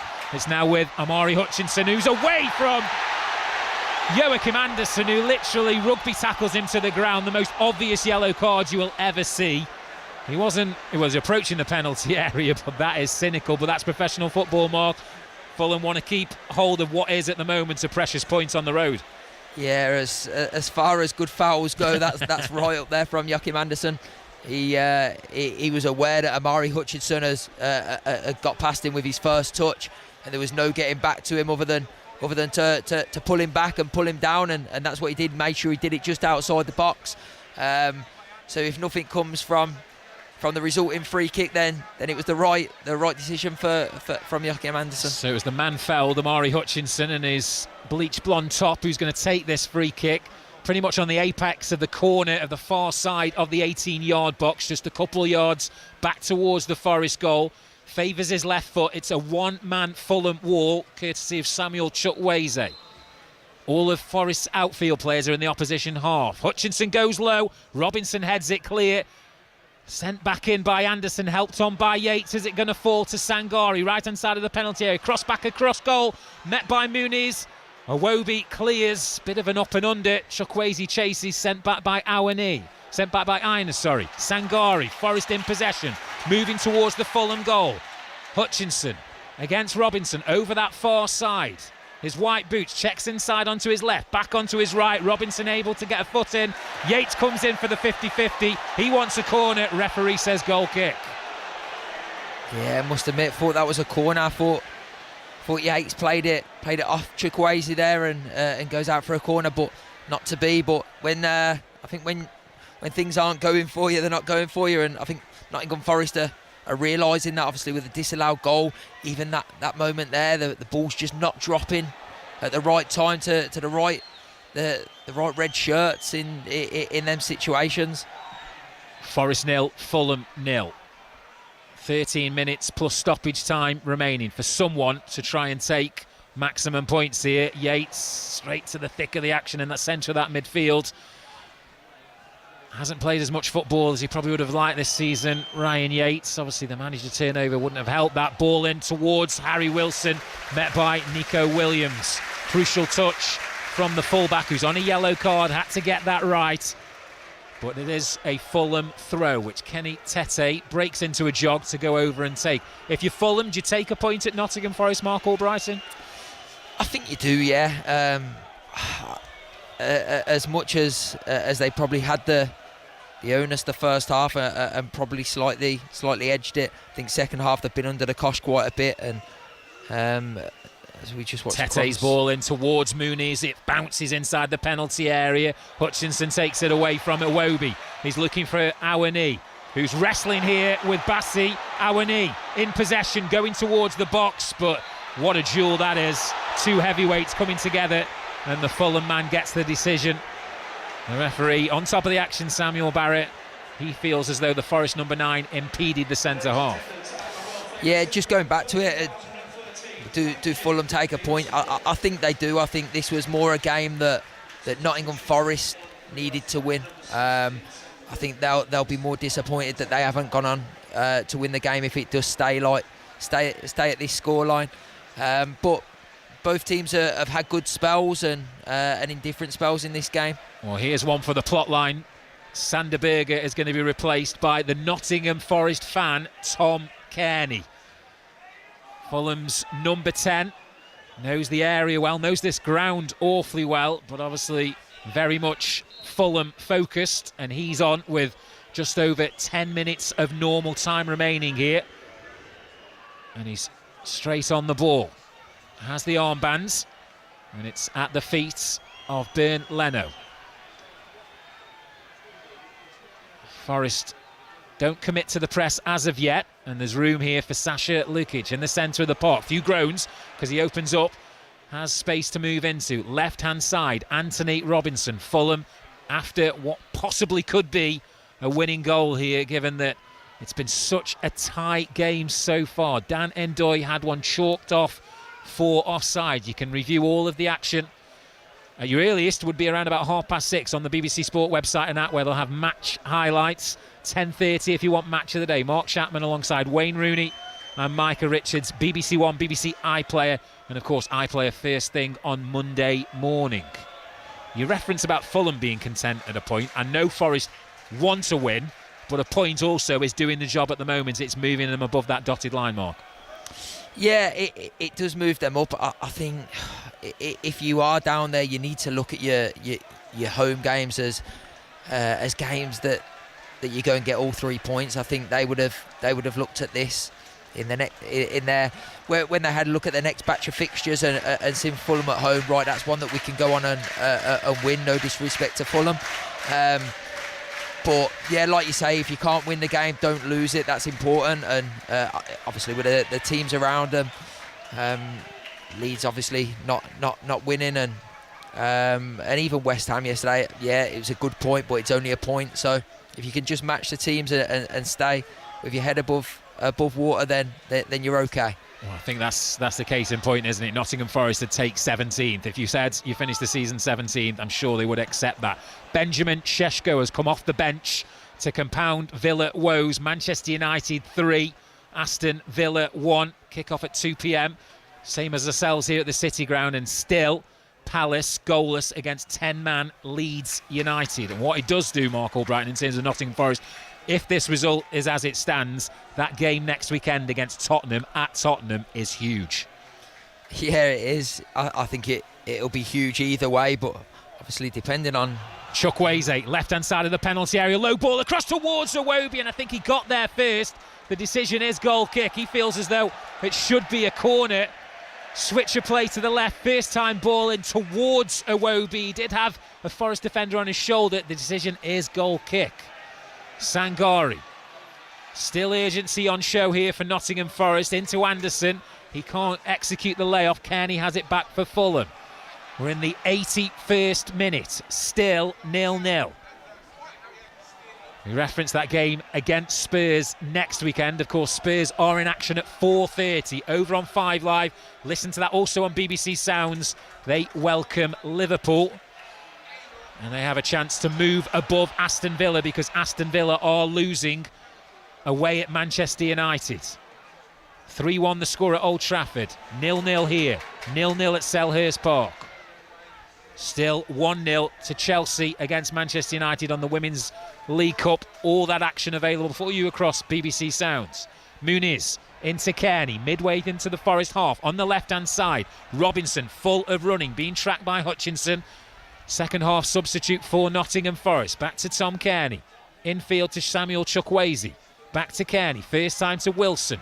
Looking for Chukwueze. Well cut out. It will be a Fulham throw. Certainly Tom Kearney in particular just always looking to pass forward for Fulham there.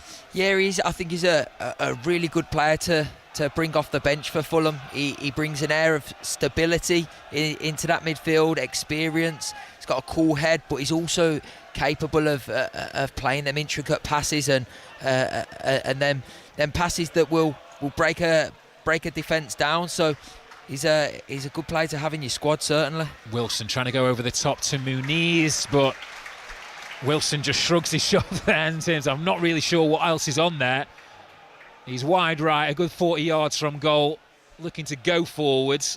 Muniz made the run. It was always going to be a tough ask to find the Fulham number 9. So it does look as though, at the moment, Vitor Pereira still is yet to win in the Premier League this season, of course. He departed Wolves due to their terrible start to the campaign. But Forest are not losing here. But it is a game on the knife edge, and those groans will grow amongst the home supporters. They grow more and more anxious as we tick towards 90 minutes. Forest throw, far side. Ola Aina straight down the line to Elliot Anderson. Through the legs of Bassiou then. Gets his body across the ball, shoulder to shoulder. He's then caught late by Yates. It will be a Fulham free kick. He's all action, isn't he, Calvin Bassey, Mark Albrighton, and a guy you knew from your time at Leicester City.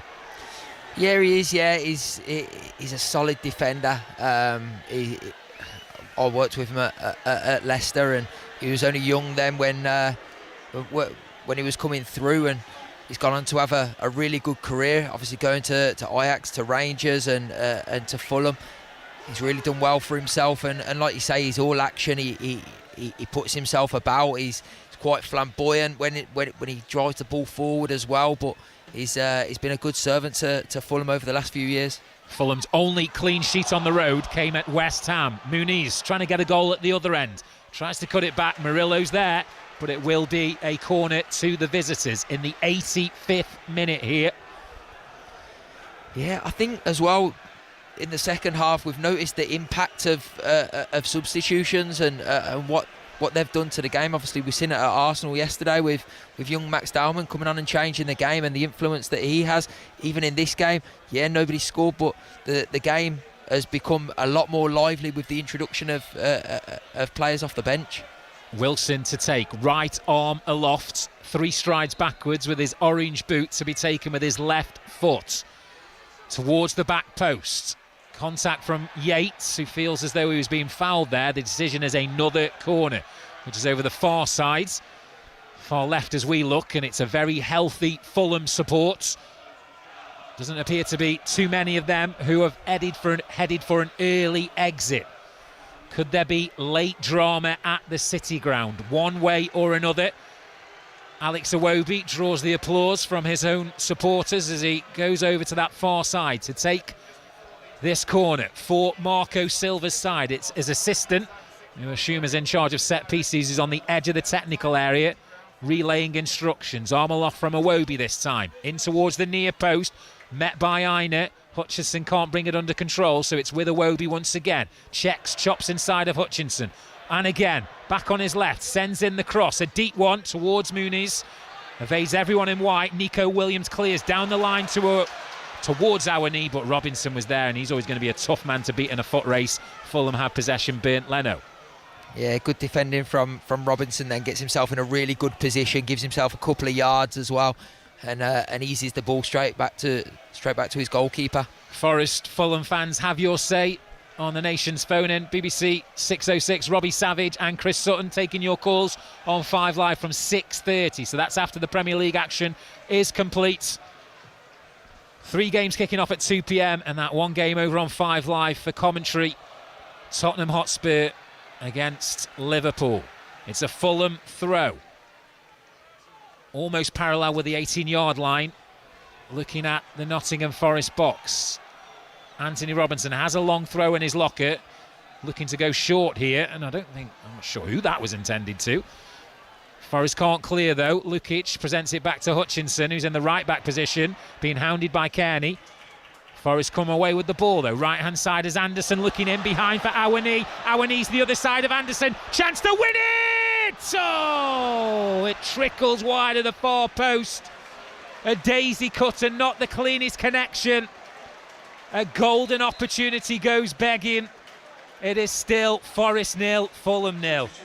Yeah, it's a fantastic opportunity, and everything about the whole move was brilliant. The ball out to Anderson, and then Anderson's curved ball round the back of that Fulham defence. The run from Awani as well to get himself into that position. Just the finish that was lacking, and it weren't really struck with any confidence, and just bobbles wide of Leno's left-hand side.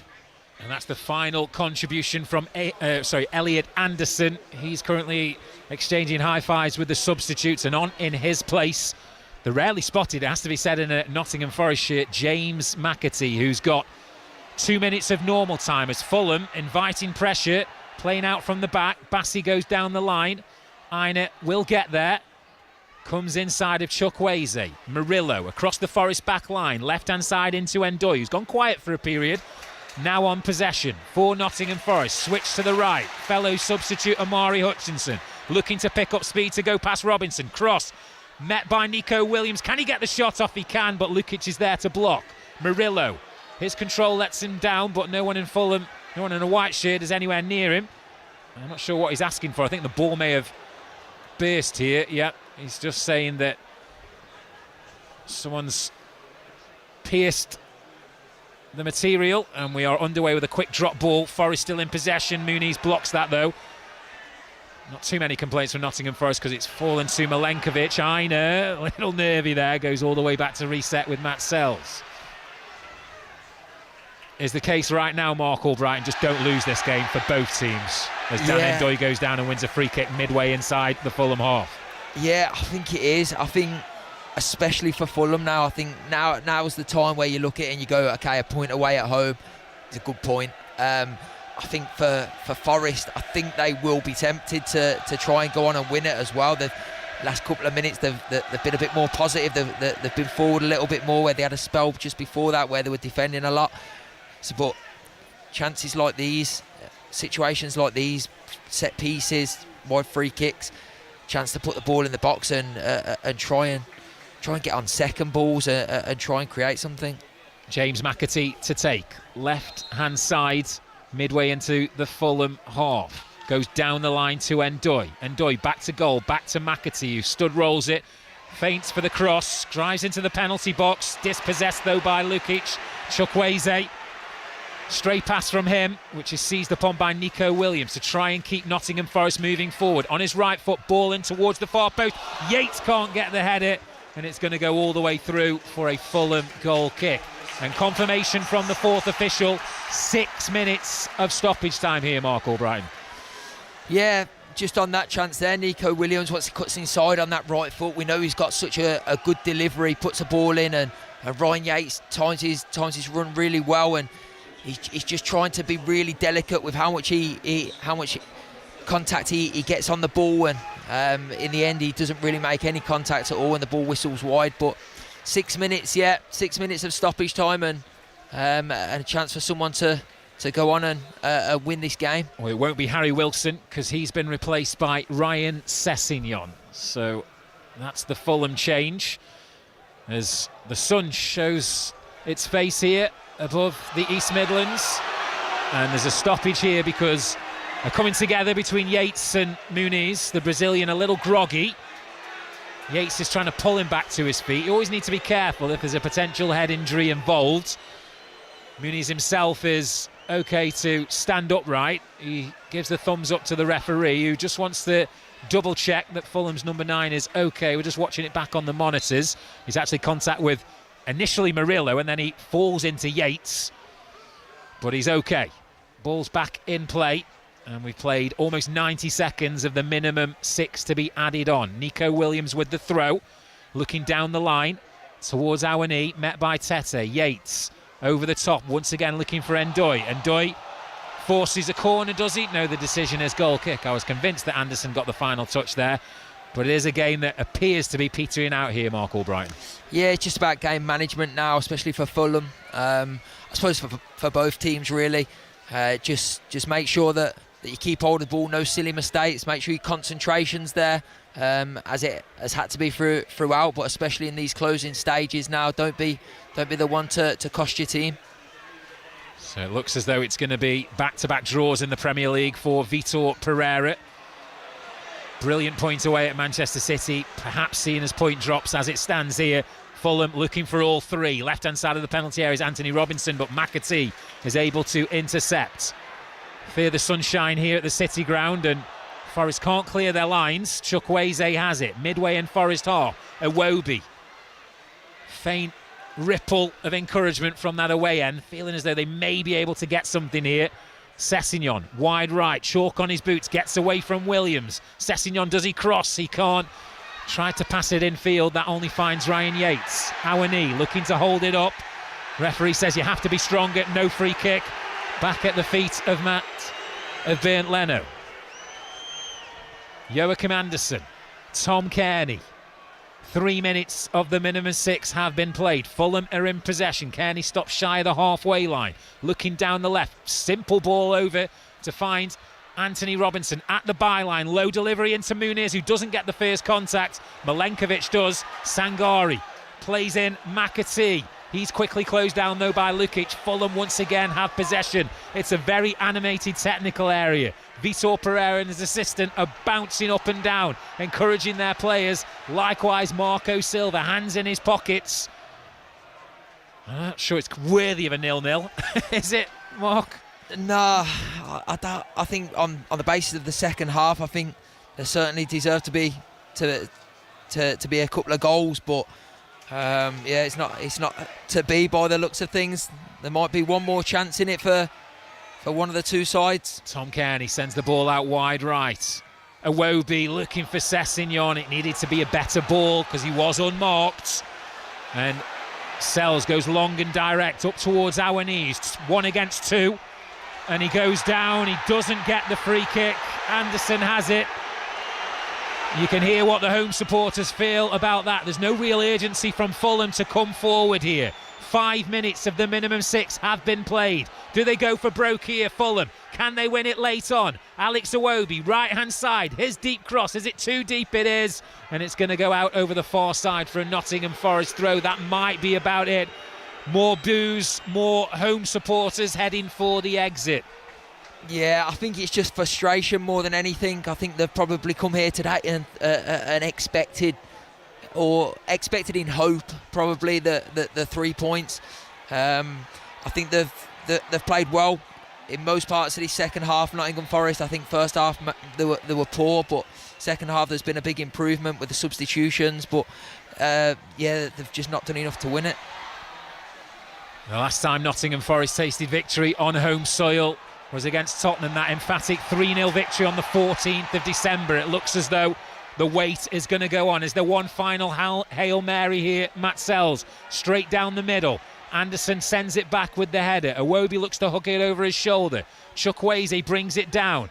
Sangari sends it back towards the Fulham goal. Awaniz there. Can he get the shot off? What a diving challenge there from Tete. Threw his body in the way, blocked the shot, but it is a Forest corner, Mark Albrighton. What a piece of defending there from Tete. Because Awoniyi gets the better of Anderson, he gets the better of Bassi, and he gets in a position to get his shot off, and he's heading towards goal. And Tete just comes over and slides across. Perfect timing.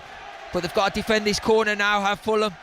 Surely one more phase of play here for both teams. Nottingham Forest corner in front of the Trent end. Many are on their feet. In swinger from Hutchinson. It comes off the back of a body. It's going to come over to the opposite side to McAtee. McAtee back to Nico Williams. It's got to be now for Nottingham Forest. Cross comes in. Milenkovic will look to keep it alive. Cushions the header to Hutchinson. Right-hand side of the penalty area. Vitor Pereira and his assistant on the edge of the technical area. Forest are going away from goal and it's given away here. Sessegnon, Kearney, does he want to counter? He's brought down and I think that might be about it. It is. Samuel Barrett puts the whistle to his lips. It ends goalless. It's going to be 7 without victory for Nottingham Forest. Vitor Pereira's side, though, do move out of the relegation spots on goal difference. It's the Hammers who drop into the bottom 3, and it's a first draw on the road for Fulham since New Year's Day. I've been Tom Gale alongside Premier League winner Mark Albrighton. A share of the spoils. Is that how you felt it should be, given what we've seen here today at the City Ground? Yeah, I think it was. Yeah, I think both teams will be frustrated. There'll be an element of frustration there. I think Fulham played well first half, and but let Nottingham Forest get back into it second half. I think Fulham probably looked at that first half display, and if they could have built on that, they could have got something out of the game. I think Nottingham Forest come out a different beast second half, and with the substitutions, really changed the game, changed the flow of the game. Got in a few times. Obviously, the disallowed goal was a big moment. I felt after that disallowed goal, it started to go a little bit flat, and Fulham probably took a little bit of confidence from that and got back into it a little bit.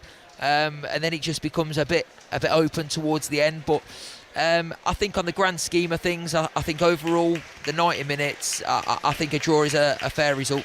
Lots of mutual respect being shown between the two opposition players. Handshakes and hugs all around. Fulham making their way over towards the away support at the Bridgeford end. As for Nottingham Forest, because I think a lot of headlines will go their way, they're out of the relegation zone. You've been there, Mark. You know what it's like to compete for titles, but also to keep your head above water. Is not losing still crucial? I know is it a case of lose one and win one, or is just staying hard to beat and hoping a win will come and doing enough to keep yourself above West Ham, ultimately the main objective? Yeah, I think it is, yeah. I think as a player, I always looked at a block of games, and I looked at that block of games and I thought, right, okay, this game, we need to win, really. We're at home, and It's against a team that are in the bottom half of the league. That's got to be, if we are going to stay up, these are the games that we need to pick up maximum points. And I think Nottingham Forest probably would have looked at this one in terms of a game that they would want to go out and get all 3 points. It was important, but if it comes to it, and obviously when you're in the game, things change, things happen, and when you are in the game and it's not going your way, you have to make sure you don't lose it. And there is ways to not win games, and I think Nottingham Forest have done themselves proud, especially in that second half, to come out and have a real impact on the game, which they didn't really have in that first half. Well, they certainly came the closest. Ola Aina rattled the crossbar. There was a disallowed effort for Dan Endoy. You can digest that yourself. Match of the day this evening, 10:30 p.m, BBC One. Mark Sharpman alongside Wayne Rooney and Micah Richards. I've been alongside Mark Albrighton, Premier League winner. So thanks for your time this afternoon, Mark. In terms of the results from elsewhere, they are still playing at Selhurst Park. So it's still Palace 0, 10-man Leeds United 0. Leeds United maintaining that 3-point buffer between themselves and the relegation zone. At the other end of the table, Manchester United strengthening their position in third place. It does mean over on 5 Live from 4:30 p.m, Liverpool have the chance to move above both 5th place Chelsea and 4th place Aston Villa if they can win away at struggling Tottenham Hotspur. If you want the football, flick over on BBC Sounds to 5 Live. In terms of the next live sport here on Sports Extra, the Players Golf action with Ian Carter and the team from 5:30 here at the City Ground. Full time, Nottingham Forest 0,